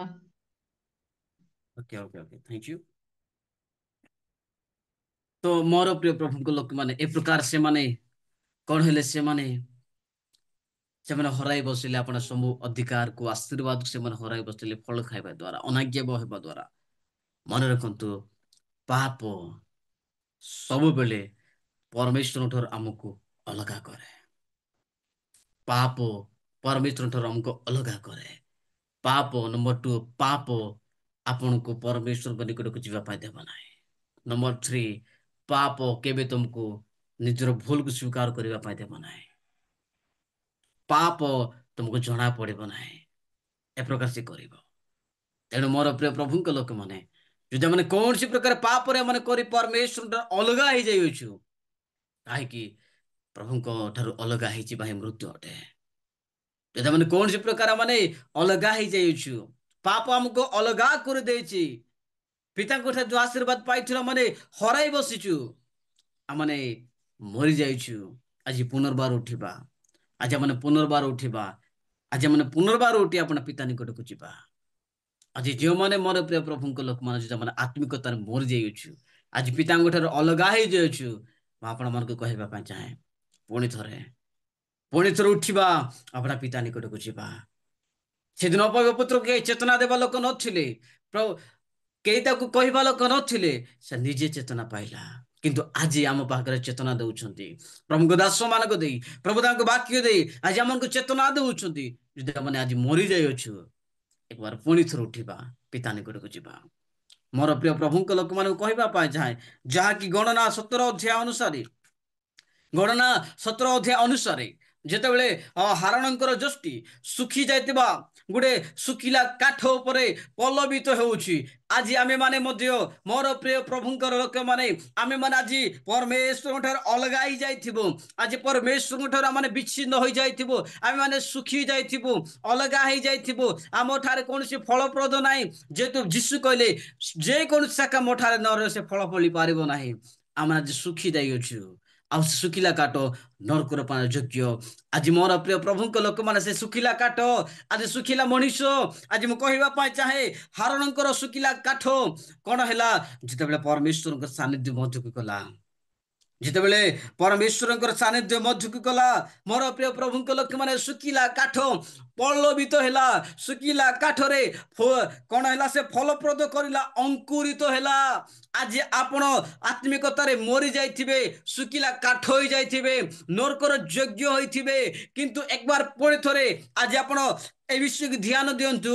ଯଦି ଆମେ ଶୁଖି ଯାଇଛୁ, ଯଦି ଆମେ ପରମେଶ୍ୱର ଅଲଗା ହେଇ ଆମେ ଶାଖା ତୁଲ୍ୟ ହୋଇ ଆଜି ଆମେ ଶୁଖି ଯାଇଛୁ, ଆଜି ହାରଣଙ୍କର ଯଷ୍ଟି ପରି ଆଜି ପରମେଶ୍ୱରଙ୍କର ସାନ୍ନିଧ୍ୟ ମଧ୍ୟକୁ ଯାଉ। ଆଜି ମୋର ପ୍ରିୟ ପ୍ରଭୁଙ୍କ ଲୋକମାନେ, ହାରଣଙ୍କର ଯଷ୍ଟି ଯେତେବେଳେ ପରମେଶ୍ୱରଙ୍କ ସାନ୍ନିଧ୍ୟକୁ ଗଲା, ଯେତେବେଳେ ସେ ତମ୍ବୁରେ ଗଲା, ପରମେଶ୍ୱରଙ୍କ ସାନ୍ନିଧ୍ୟରେ ଗଲା, ଶୁଖିଲା କାଠରେ ଅଙ୍କୁରିତ ହେଲା, ଫଳପ୍ରଦ ହେବାକୁ ଲାଗିଲା। ଯଦି ଆଜି ଠିକ ସେଇପରି ଆମ ଜୀବନରେ ଆମେ ଯଦି ଆଜି ଅଙ୍କୁରିତ ହେଇନାଉ, ଫଳପ୍ରଦ ପରିନାଉ, ଆମେ ଆଜି ଶୁଖି ଯାଇଛୁ, ଆଜି ଆମେ କଣ କରିବା? ପ୍ରଭୁଙ୍କ ନିକଟକୁ ଯିବା, ପରମେଶ୍ୱରଙ୍କ ସାନ୍ନିଧ୍ୟରେ ଯିବା, ପରମେଶ୍ୱରଙ୍କ ନିକଟକୁ ଯିବା, ଚେତନା ପାଇବା, ଉଠିବା, ପ୍ରଭୁଙ୍କ ନିକଟକୁ ଯିବା, ଚେତନା ପାଇବା, ପ୍ରଭୁଙ୍କ ନିକଟକୁ ଯିବା, ତାଙ୍କ ସାନ୍ନିଧ୍ୟରେ ଯିବା। ଆଜି ମାନେ ପୁଣି ଥରେ ବଞ୍ଚିବା, ଆଜି ପୁଣି ଥରେ ବଞ୍ଚିବା। କାରଣ ଯେ ପିତାଙ୍କ ନିକଟକୁ ଆସେ ସେ ମରି ଯାଇଥିବ, ଫିର ବି ସେ ବଞ୍ଚିବ। ମୋର ପ୍ରିୟ ପ୍ରଭୁଙ୍କ ଲୋକମାନେ, ମୋର ପ୍ରିୟ ପ୍ରଭୁଙ୍କ ଲୋକମାନେ, ଏଇ ସମୟରେ କହିବା ପାଇଁ ଚାହେଁ, ମୁଁ ଗୋଟେ କଥା କହିବା ପାଇଁ ଯାଏ, ଯୀଶୁ କହିଲେ, ମୋ ପଥ ସତ୍ୟ ଜୀବନ, ଯେ ମୋ ଠାରେ ବିଶ୍ୱାସ କରେ ସେ ଯଦ୍ୟପି ମରେ ତଥାପି ସେ ବଞ୍ଚିବ। ଆତ୍ମିକତାରେ ଆପଣ ମରି ଯାଇଥିବେ, ଆତ୍ମିକତାରେ ଆମେ ମରି ଯାଇଥିବୁ। ଯଦି ଆଜି ପ୍ରଭୁଙ୍କ ବିଶ୍ୱାସ କରୁଛୁ, ଯଦି ଆଜି ଯୀଶୁଙ୍କ ବିଶ୍ୱାସ କରୁଛୁ, ଆଉ ଯୀଶୁଙ୍କ ନିକଟକୁ ଆସୁଛୁ, ତାଙ୍କ ସାନ୍ନିଧ୍ୟ ମଧ୍ୟକୁ ଆମେ ମାନେ ଯାଉଛୁ, ଆଜି ପୁଣି ଥରେ ଆମେ ବଞ୍ଚି ପାରିବା। ଆଜି ପୁଣି ଥରେ ଆମେ ମାନେ ପୁନର୍ଜୀବିତ ହେଇପାରିବା, ପୁଣି ଥରେ ଶୁଖିଲା କାଠ ଅଙ୍କୁରିତ ହେଇପାରିବ। ମୋର ପ୍ରିୟ ପ୍ରଭୁଙ୍କ ଲୋକମାନେ, ଆତ୍ମିକତାରେ ମରି ଯାଇଥାଉ, ଆଜି ପୁଣି ଥରେ ଚେତନା ପାଉ, ଆଜି ପୁଣି ଥରେ ଗେଟଅପ୍ ହେଉ, ଆଜି ପୁଣି ଥରେ ଚେତନା ପାଉ, ପିତାଙ୍କ ନିକଟକୁ ଯାଉ, ଯୀଶୁଙ୍କ ନିକଟକୁ ଯାଉ, ଆଜି ତାଙ୍କ ସାନ୍ନିଧ୍ୟ ମଧ୍ୟକୁ ଯାଉ, ପୁଣି ଥରେ ମାନେ ବଞ୍ଚିବା, ପୁଣି ଥରେ ଆଜି ମାନେ ବଞ୍ଚିବା। ଅପମୟ ପୁତ୍ର ପୁଣି ଥରେ ବଞ୍ଚିଲା, ତାର ଅଧିକାର ସେ ପାଇଲା। ଯେ ସନ୍ତାନ ହେବାର ଅଧିକାର ଆମକୁ ଅଛି, ଯେ କର୍ତ୍ତୃତ୍ୱ କରିବାର ଅଧିକାର ଆମକୁ ପରମେଶ୍ୱର ଦେଇଛନ୍ତି, ସେ ଅଧିକାର ପୁଣି ଥରେ ମାନେ ପାଇବା ଯଦି ତାଙ୍କ ନିକଟକୁ ଫେରିଯିବା। କାହିଁକି ଯୀଶୁ କହନ୍ତି ଜହନ 6:37 ଯେ ମୋ ନିକଟକୁ ଆସେ ମୁଁ ତାକୁ କୌଣସି ପ୍ରକାର ବାହାର କରିଦେବି ନାହିଁ। ଯେ ମୋ ନିକଟକୁ ଆସେ ମୁଁ ତାକୁ କୌଣସି ପ୍ରକାର ବାହାର କରିଦେବି ନାହିଁ। ଯଦି ଆମେ ଆଜି ଯୀଶୁଙ୍କ ନିକଟକୁ ଯିବା, ଯଦି ଆଜି ଯୀଶୁଙ୍କ ନିକଟକୁ ଯିବା, ପ୍ରଭୁ ଆମକୁ ବାହାର କରିବେ ନାହିଁ। ସେ ପଚାରିବେ ନାହିଁ, ବାବୁ ତୁ ଏମିତି ପାପ କରିଛୁ, ବାବୁ ତୁ ଏମିତି କାମ କରିଦେଇଛୁ, ବାବୁ ମୋର ଆଶୀର୍ବାଦ ତୁ କଦାଚାରରେ ବୁଡାଇ ଦେଲୁ, ବାବୁ ମୋର ଆଶୀର୍ବାଦ ତୁ ଅଶୁଦ୍ଧତାରେ ଲିପ୍ତ କଲୁ। ପ୍ରଭୁ ବାହାର କରିବେ ନାହିଁ, ପ୍ରଭୁ ବାହାର କରିବେ ନାହିଁ। ଯିଏ ତାଙ୍କ ନିକଟକୁ ଆସେ ପ୍ରଭୁ ତାକୁ ଗ୍ରହଣ କରିବେ, ତାକୁ କଣ କରିବେ? ଏକ୍ସପେକ୍ଟ କରିବେ, ତାକୁ ଗ୍ରହଣ କରିବେ, ପୁନର୍ବାର ସେ ଅଧିକାରକୁ ତାକୁ ଦେବେ। ଆଜି ଯଦି ତାଙ୍କର ସନ୍ତାନ ହେବାର ଅଧିକାର ହରାଇ ଦେଇଛୁ, ଯଦି ତାଙ୍କର ସେଇ ଆଶୀର୍ବାଦର ମାନେ ଯୋଉ ପାଇଥିଲୁ ହରାଇ ଦେଇଛୁ, ପୁଣି ଥରେ ଆମେ ଯୀଶୁଙ୍କ ନିକଟକୁ ଯିବା, ଯୀଶୁଙ୍କ ନିକଟକୁ ଯିବା, ପୁଣି ଥରେ ଆମେ ପାଇବା ଆଶୀର୍ବାଦକୁ ପାଇବା। ଯୋଉ ଅଧିକାର ଥିଲା, ମୁଦି ଦେଲେ, ତାକୁ ବସ୍ତ୍ର ଦେଲେ, ମୋର ପ୍ରିୟ ପ୍ରଭୁଙ୍କ ଲୋକମାନେ, ଆମେ ପୁଣି ଥରେ ଆଜି ଆଶୀର୍ବାଦକୁ ପାଇବା, ପୁଣି ଥରେ ସେ ଅସନ୍ତାନ ହେବାର ଅଧିକାର ଆମେ ପାଇବା ଫେରିବା ଦ୍ୱାରା। କାହିଁକି ହାରଣଙ୍କର ଯଷ୍ଟି ଅଙ୍କୁରିତ ହେଇଗଲା। ଆପଣ ପରମେଶ୍ୱରଙ୍କ ସାନ୍ନିଧ୍ୟରେ ଯେତେବେଳେ ଯିବେ, ଯେତେବେଳେ ପରମେଶ୍ୱରଙ୍କ ସାନ୍ନିଧ୍ୟ ମଧ୍ୟକୁ ଆପଣ ମାନେ ଯିବେ, ଆପଣ ମରି ଯାଇଥାନ୍ତୁ, ପ୍ରଭୁଙ୍କ ଠାରେ ରୁହନ୍ତୁ, ପ୍ରଭୁଙ୍କ ଠାରେ ରୁହନ୍ତୁ, ତାଙ୍କର ଉପସ୍ଥିତିରେ ଯାଆନ୍ତୁ, ପ୍ରଭୁଙ୍କୁ ବିଶ୍ୱାସ କରନ୍ତୁ, ଯାଆନ୍ତୁ। ଶୁଖିଲା କାଠ ମଧ୍ୟ ଅଙ୍କୁରିତ ହେବ। କାହିଁକି ହାରଣଙ୍କର ଯଷ୍ଟି ଅଙ୍କୁରିତ ହୋଇଅଛି, ହାରଣଙ୍କର ଯଷ୍ଟି ଅଙ୍କୁରିତ ହେଲା, ଶୁଖିଲା କାଠ ଅଙ୍କୁରିତ ହୋଇଛି। ଆପଣ ମଧ୍ୟ ଅଙ୍କୁରିତ ହେବେ। ସାନ୍ନିଧ୍ୟରେ ଯାଆନ୍ତୁ, ପ୍ରଭୁଙ୍କ ନିକଟକୁ ଯାଆନ୍ତୁ। ଆଉ କହିବା ପାଇଁ ଚାହେଁ, ହାରଣଙ୍କର ରୂପ ବଦଳିଗଲା, ତାଙ୍କର ଯଷ୍ଟିର ରୂପ ବଦଳିଗଲା, ସେ ଯଷ୍ଟିର ରୂପ ବଦଳିଗଲା, ସେଇ ଯଷ୍ଟିର ମୂଲ୍ୟ ବଦଳିଗଲା। ସେ ଯଷ୍ଟି ଏଥର ହାରଣଙ୍କର ଯଷ୍ଟି ନାହିଁ, ପରମେଶ୍ୱରଙ୍କର ଯଷ୍ଟି ହେଲା। ମୋର ପ୍ରିୟ ପ୍ରଭୁଙ୍କ ଲୋକମାନେ, ନାମ ବଦଳିଗଲା, ରୂପ ବଦଳିଗଲା, ସ୍ଥାନ ବଦଳିଗଲା, ରୂପ ବଦଳିଗଲା। ଆଜି ଯଦି ପ୍ରଭୁଙ୍କ ନିକଟକୁ ଯିବା, ଏ ରୂପ ଯେ ଶୁଖିଲା କାଠ ଅଛି, ରୂପ ବଦଳିଯିବ। ପ୍ରଭୁଙ୍କୁ ଆମ କଣ କରିବେ? ପୁନର୍ଜୀବିତ କରିବେ, ପୁନର୍ଜୀବିତ କରିବେ। ମୋର ପ୍ରିୟ ପ୍ରଭୁଙ୍କ ଲୋକମାନେ, ଆମକୁ ପୁନର୍ବାର ସେ କଣ କରିବେ? ଆପଣା ପିତାର ଯୋଉ ସନ୍ତାନ ହେବାର ଯୋଉ ଅଧିକାର ଦେଇଥିଲେ, ପୁଣି ଥରେ ଆମକୁ ସେ ଦେବେ। ଆମେ ପିତାଙ୍କର ସନ୍ତାନ ହେଇପାରିବା। ତେଣୁ ମୋର ପ୍ରିୟ ପ୍ରଭୁଙ୍କ ଲୋକମାନେ, ପ୍ରଭୁ ଆଜି ଆମକୁ ତାଙ୍କ ବାକ୍ୟ ଦେଇ କଥା କହୁଛନ୍ତି କି ଯଦି ଆମେ କୌଣସି ପ୍ରକାର ପରମେଶ୍ୱରଙ୍କ ଠାରୁ ଅଲଗା ହେଇଯାଇଅଛୁ, ଆଜି ଯୀଶୁଙ୍କ ନିକଟକୁ ଯାଅ, ଆଜି ପିତାଙ୍କ ନିକଟକୁ ଯାଅ, ଆପଣା ପାପ ସ୍ୱୀକାର କରୁ, ଆଜି କ୍ରନ୍ଦନ କରୁ, ରୋଦନ କରୁ, ପ୍ରଭୁଙ୍କ ଠାରେ କ୍ଷମା ମାଗୁ। ପ୍ରଭୁ ଆମକୁ କଣ କରିବେ? ପୁଣି ଥରେ ଗ୍ରହଣ କରିବେ। ଯେ ଅଧିକାର ପ୍ରଭୁ, ଯୋଉ ଆଶୀର୍ବାଦ, ଯୋଉ ସ୍ଥାନ ପ୍ରଭୁ ଆମକୁ ଦେଇଛନ୍ତି, ପୁନର୍ବାର ସେଇ ସ୍ଥାନରେ ଆମକୁ ରଖିବେ। ଅପବ୍ୟ ପୁତ୍ରକୁ ତାର ପିତା ତାର ଯୋଉ ତାର କର୍ତ୍ତୃତ୍ୱ, ଯୋଉ ପିତାର ସନ୍ତାନ ହେବାର ଯୋଉ ଅଧିକାର ଥିଲା ତାହା ଦେଲେ। କାହିଁକି? ପିତା ପୁତ୍ର କେବଳ ପୁତ୍ର ହିଁ ଅଟେ ପିତାଙ୍କର। ମୋର ପ୍ରିୟ ପ୍ରଭୁଙ୍କ ଲୋକ, ସେ କହିଲେ ମୁଁ ଚାକର ପରି ମଧ୍ୟ ରହିବି, କିନ୍ତୁ ନାଇଁ ମୋର ପ୍ରିୟ ପ୍ରଭୁଙ୍କ ଲୋକମାନେ, ଆପଣ ଚାକର ପରି ହେବେ ନାହିଁ। କାହିଁକି? ଆପଣ ପିତାଙ୍କର ସନ୍ତାନ ଅଟନ୍ତି। ଆପଣ ଯେତେବେଳେ ଉଠିକିନା ଯିବେ ପିତାଙ୍କ ନିକଟରେ, ଆପଣ ଯେତେବେଳେ ପ୍ରଭୁଙ୍କ ନିକଟରେ ଉଠିକିନା ଯିବେ, ଆପଣ ଚାକର ହେବେ ନାହିଁ। ପ୍ରଭୁ ଆପଣଙ୍କୁ ଚାକର ଉପରେ ରଖିବେ ନାହିଁ। ତୁମ ନିକଟକୁ ଫେରି ଆସିଲେ ତାହା ମୋ ପାଇଁ ଯଥେଷ୍ଟ ବୋଲି ସେ କହିବେ। ଆଉ ଯେଉଁ ପଦରେ ଆପଣ ଅଛନ୍ତି ପ୍ରଭୁ ସେଇ ପଦରେ ଆପଣଙ୍କୁ ରଖିବେ। ସନ୍ତାନ ଭାବରେ ଆପଣଙ୍କୁ ରଖିବେ। ତେଣୁ ମୋର ପ୍ରିୟ ପ୍ରଭୁଙ୍କ ଲୋକମାନେ, ମୁଁ କହିବା ପାଇଁ ଚାହୁଁଛି, ଆଜି ଯଦି ଆମେ କୌଣସି ପ୍ରକାର ଲୋଭ ଦ୍ଵାରା ମରିଯାଇଅଛୁ, ଯେମାନେ କୌଣସି ପ୍ରକାର ପରମେଶ୍ୱରଙ୍କ ଠାରୁ ଅଲଗା ହେଇଯାଇଛୁ, ଆଜି ପୁଣି ଥରେ ଆମେ ପ୍ରଭୁଙ୍କ ନିକଟକୁ ଆସୁ, ଯୀଶୁଙ୍କ ନିକଟକୁ ଆସୁ। ଆଜି ପୁଣି ଥରେ ପିତାଙ୍କ ନିକଟକୁ ଆସୁ। ଶୁଖିଲା କାଠ ଆଜି ଅଙ୍କୁରିତ ହେଉ। ଆଜି ପୁଣି ଥରେ ମିଖା କହନ୍ତି, ହେ ଶତ୍ରୁ ମୋ ପ୍ରତିକୂଳରେ ଆନନ୍ଦ କର ନାହିଁ। ମିଖା 7:8 କହନ୍ତି, ହେ ଶତ୍ରୁ ମୋ ପ୍ରତିକୂଳରେ ତୁମେ ଆନନ୍ଦ କର ନାହିଁ। ମୁଁ ପଡ଼ିଲେ ପୁନର୍ବାର ଉଠିବି। ମୁଁ ଯଦି ପଡ଼ି ଅଛି ପୁନର୍ବାର ମୁଁ ଉଠିବି। ଯଦି କୌଣସି ପ୍ରକାର ପାପରେ ପଡ଼ିଅଛୁ, ଆମେ ମରିଯାଇଅଛୁ, ପୁଣି ଥରେ ଉଠି ପାରିବା, ପୁଣି ଥରେ ଉଠିବା। ଆଜି ପ୍ରଭୁ ଆପଣଙ୍କୁ ଉଠାଇବେ। କାହିଁକି? ସେ କହନ୍ତି, ପ୍ରଭୁ କହନ୍ତି, ପରମେଶ୍ୱର ସଦା ପ୍ରଭୁ ନଈ ପଡ଼ିବା ଲୋକମାନଙ୍କୁ ଉଠାନ୍ତି, ଯେଉଁମାନେ ପଡ଼ି ଯାଇଛନ୍ତି ସେମାନଙ୍କୁ ଉଠାନ୍ତି। ଯେଉଁମାନେ ପଡ଼ି ଯାଇଛନ୍ତି ସେମାନଙ୍କୁ ଉଠାନ୍ତି। ଯଦି ଆମେ ଅନୁତାପ କରି ପ୍ରଭୁଙ୍କ ନିକଟକୁ ଆସିବା, ଯଦି ଆମେ ରିପେଣ୍ଟାନ୍ସ କରି ପ୍ରଭୁଙ୍କ ନିକଟକୁ ଆସିବା, ଯଦି ଆମେ କୌଣସି ପ୍ରକାର ମରିଯାଇଅଛୁ, ଆମେ ପାପରେ ପଡ଼ି ଯାଇଅଛୁ, ପ୍ରଭୁ ଆମକୁ ଉଠାଇବେ। କାହିଁକି? ପ୍ରକାର ପ୍ରଭୁ ଆମର ପରମେଶ୍ୱର ଅଟନ୍ତି। ମୋର ପ୍ରିୟ ପ୍ରଭୁଙ୍କ ଲୋକମାନେ, ଯଦ୍ୟପି ସେ ଆମକୁ ଶାସନ କରିବେ, କିନ୍ତୁ ଆମକୁ ସେଇ ଅଧିକାର ଦେବେ ହିଁ ଦେବେ। ଯଦି ଆମେ କୌଣସି ପ୍ରକାର ପାପ କରି ହୋଇପାରେ ଆମକୁ ଦଣ୍ଡ ଆସିବ। କାହିଁକି? ବାଇବଲ କହୁଛି, ଯାହାକୁ ପରମେଶ୍ୱର ଯାହାକୁ ପ୍ରେମ କରନ୍ତି ତାକୁ ଶାସନ ମଧ୍ୟ କରନ୍ତି। ଯାହାକୁ ପ୍ରେମ କରନ୍ତି ତାକୁ ଶାସନ ମଧ୍ୟ କରନ୍ତି। କାହିଁକି? ପରମେଶ୍ୱର ସାମସନକୁ ସେ ଶାସନ କଲେ, ଆଖି କଣା ହେଇଗଲା, ଶକ୍ତି ହ୍ରାସ ହେଲା, ଖୁର ହେଲା, କିନ୍ତୁ ପରମେଶ୍ୱର ସାମସନକୁ ପୁଣି ଥରେ ସେ ବଳ ଦେଲେ, ପୁଣି ଥରେ ସେ ପାୱାର ଦେଲେ। ଶାସନ କରିବେ ପ୍ରଭୁ। ମୋର ପ୍ରିୟ ପ୍ରଭୁଙ୍କ ଲୋକମାନେ, ଆମେ ମାନେ ଆଜି ଅନୁତାପ କରିବା, ପ୍ରଭୁଙ୍କ ନିକଟକୁ ଯିବା। ଜୁନୋସ ଯେତେବେଳେ ପରମେଶ୍ୱର ନିନିବିକୁ ପଠାଇବା ପାଇଁ କହିଲେ, ନିନିବିକୁ ପଠାଇଲେ, କିନ୍ତୁ ଜୁନୋସ ନିନିବିକୁ ନ ଯାଇ ତର୍ଷୀସକୁ ଗଲା, ଜାହାଜରେ ଚଢ଼ିଲା, ଏବଂ ସେ କଣ ହେଲା, ଯେତେବେଳେ ସେ ଶୋଇପଡ଼ିଅଛି, ପରମେଶ୍ୱର ସମୁଦ୍ର ମଧ୍ୟରେ କଣ ତୁଫାନ ଆଣିଲେ।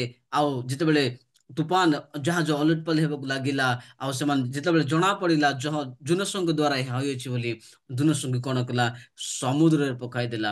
ସେ ସମୁଦ୍ର ଯେତେବେଳେ ପକାଉଛି, ପରମେଶ୍ୱର ଏକ ବୃହତ ମତ୍ସ୍ୟ ନିରୂପଣ କଲେ, ଗୋଟେ ମାଛ ନିରୂପଣ କଲେ, ଆଉ ଜୁନୋସଙ୍କୁ ସେ ମାଛ ଗିଳିଦେଲା। ଜୁନୋସ ଏବେ ପେଟରେ ଅଛନ୍ତି, ମାଛର ପେଟରେ। ଜୁନୋସ ଏବେ ମାଛର ପେଟରେ ଅଛନ୍ତି। ଆପଣ ମାନେ ଜାଣନ୍ତି କି ସେ ମାଛର ଅର୍ଥ କିଏ? ମାଛର ଅର୍ଥ ସ୍ୱୟଂ ପ୍ରଭୁ ଯୀଶୁ ଅଟନ୍ତି। ଆମେ ଆଜି ପରମେଶ୍ୱର ଠାରୁ ଅଲଗା ହେଇଯାଇଛୁ। ଆଜି ପରମେଶ୍ୱର ଆମକୁ ଯୋଉ କରିବା ପାଇଁ କରୁଥିଲେ ଆମେ କରିପାରିଲୁ ନାହିଁ। ଆମେ ପରମେଶ୍ୱରଙ୍କର ଅନାଜ୍ଞା ବହିଲୁ। ଆଜି ପରମେଶ୍ୱର ଅଲଗା ହେଇଗଲୁ। କିନ୍ତୁ ପ୍ରଭୁ ସେ ଆମକୁ ଶାସନ କରି ଆମକୁ ସଜାଡ଼ିବେ। ଜୁନୋସକୁ ସଜାଡ଼ିଲେ, ପନିଶମେଣ୍ଟ ସେ ଦେଲେ, ସେ ସଜାଡ଼ିଲେ। ଜୁନୋସ 3 ଦିନ 3 ରାତ୍ରି, ଦେଖନ୍ତୁ କେତେ ଗନ୍ଧ ଦେଉଥିବ ସେ ମାଛର ବାସ୍ନା, କେତେ ଅନ୍ଧକାର ଅଛି, କେତେ ଦୁର୍ଗନ୍ଧ ବାସ୍ନା ଦେଉଥିବ। ଅନୁତାପ କଲେ, ପ୍ରଭୁ ତାର ପ୍ରାର୍ଥନାକୁ ଶୁଣିଲେ। ସାବାଡ଼ କରିବେ, ପ୍ରଭୁ କଣ କରିବେ? ଶାସନ କରିବେ। ସେ ମାଛର ଅର୍ଥ କେହି ନୁହନ୍ତି, ପ୍ରଭୁ ନିଜେ ଅଟନ୍ତି। ପ୍ରଭୁ ନିଜେ ଅଛନ୍ତି ସେ ମାଛ। ତେଣୁ ଯଦି ଆମେ ମରିଯାଇଛୁ, ପୁଣି ଥରେ ଉଠିବା। ପ୍ରଭୁ ଆମକୁ ଶାସନ କରିବେ, କିନ୍ତୁ ଆମକୁ ସେଇ ସ୍ଥାନରେ ପୁନର୍ବାର ରଖିବେ।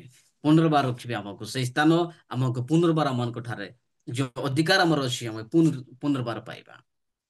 ତେଣୁ ଆଦମ ପରମେଶ୍ୱର ଅଲଗା ହେଲେ, ମୃତ୍ୟୁବରଣ କଲେ। ଆଜି ମୋର ପ୍ରିୟ ପ୍ରଭୁଙ୍କ ଲୋକମାନେ, ଆଜିକୁ 2000 ବର୍ଷ ପୂର୍ବେ ଯୀଶୁ ଆପଣଙ୍କ ପାଇଁ, ମୋ ପାଇଁ କାଲବରୀ କ୍ରୁଶରେ ସେ କଣ ହେଲେ? ଝୁଲିଲେ। ଆମେ ମାନେ ପାପ ଅପରାଧରେ ମୃତ ଥିଲୁ। ଯୋଉ ପାଉଲ କହନ୍ତି, ଅପରାଧ ପାପରେ ମୃତ ଥିଲୁ।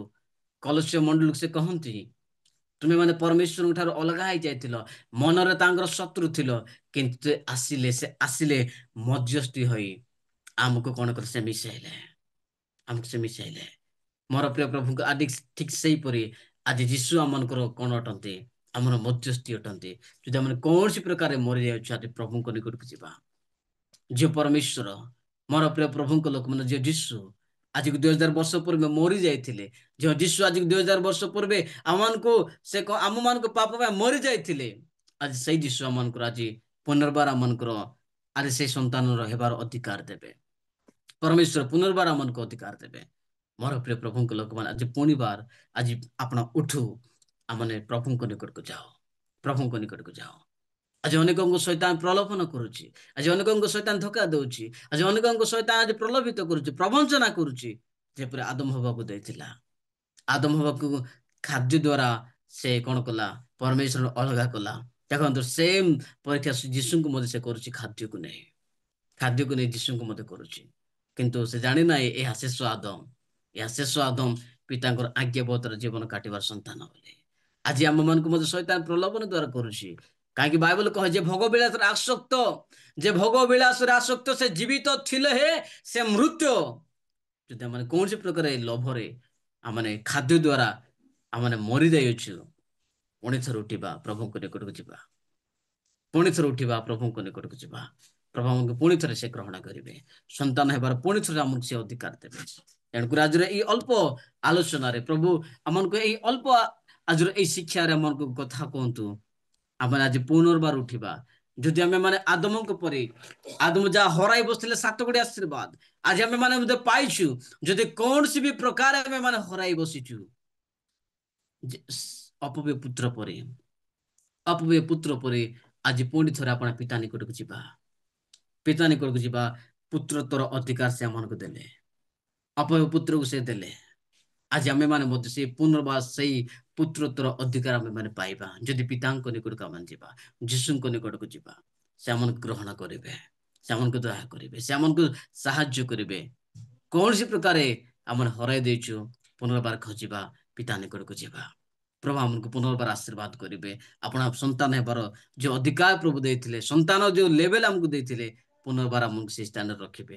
ତେଣୁକରି ଆଜି ଏଇ ଅଳ୍ପ ଆଲୋଚନାରେ ପ୍ରଭୁ ଆମ ସମସ୍ତଙ୍କୁ ଆଶୀର୍ବାଦ କରନ୍ତୁ, ଆମ ସମସ୍ତଙ୍କୁ ପ୍ରଭୁ ବ୍ଲେସ କରନ୍ତୁ। ମନେ ରଖନ୍ତୁ, ପାପ ସବୁବେଳେ ପରମେଶ୍ୱର ଅଲଗା କରେ, ପାପ ସବୁବେଳେ ପରମେଶ୍ୱର ନିକଟକୁ ଯିବା ପାଇଁ ଦେବ ନାହିଁ। କିନ୍ତୁ ଆଜି ପ୍ରଭୁ ତାଙ୍କ ବାକ୍ୟରେ ଚେତନା ଦେଉଛନ୍ତି, ଆଜି ଆମେ କଣ ହେବା, ପ୍ରଭୁଙ୍କ ନିକଟକୁ ଯିବା, ଉଠିବା, ଆପଣା ପାପ ସ୍ୱୀକାର କରିବା। ପ୍ରଥମ ଜନ 1:7 ଅନୁଯାୟୀ ଯଦି ଆମେ ମାନେ ଆପଣା ପାପ ସ୍ୱୀକାର କରୁ, ତେବେ ସେ ଆମମାନଙ୍କର ପାପ କ୍ଷମା କରିବାକୁ, ନମ୍ବର 1 ପାପ କ୍ଷମା କରିବାକୁ, ସମସ୍ତ ଅଧର୍ମରୁ ପରିଷ୍କାର କରିବାକୁ, ଅଧର୍ମକୁ ପରିଷ୍କାର କରିବେ, ପାପ କ୍ଷମା ମଧ୍ୟ କରିବେ। ଏବ୍ରୀ 8:10 ଅନୁସାରେ, ଏବ୍ରୀ 8:10 ଅନୁସାରେ ଆମେ ସେମାନଙ୍କର ଅଧର୍ମକୁ ସ୍ମରଣ କରିବା ନାହିଁ, ମନେ ପକାଇବା ନାହିଁ, ଶୋଧ ହେବା। ପ୍ରଭୁଙ୍କ ନିକଟକୁ ଫେରିଲେ ପ୍ରଭୁ ସଦା ହେବେ, ମନେ ପକାଇବେ ନାହିଁ। ପଞ୍ଚକୁଚା ସେ ପକାଇଦେବେ, ସମୁଦ୍ରରେ ବାଲି ପରି ପକାଇଦେବେ। ପୂର୍ବରୁ ପଶ୍ଚିମ ଯେତେ ଦୂର ସେମାନଙ୍କର ପାପ କ୍ଷମା କରିବେ। କଉଡ଼ିର ନ୍ୟାୟ ତୁଲ୍ୟ ସେ ଆମକୁ କଣ କରିବେ, ଆମଙ୍କର ପାପ କ୍ଷମା କରିବେ। ତେଣୁ ଆଜି ଯଦି ପୁନର୍ବାର ଆମେ ଉଠିବା, ବଞ୍ଚିବା ପାଇଁ ଇଚ୍ଛା କରୁଛୁ, ପ୍ରଭୁଙ୍କ ସ୍ଥାନରେ ଯାଉ, ପିତାଙ୍କ ନିକଟକୁ ଯାଉ।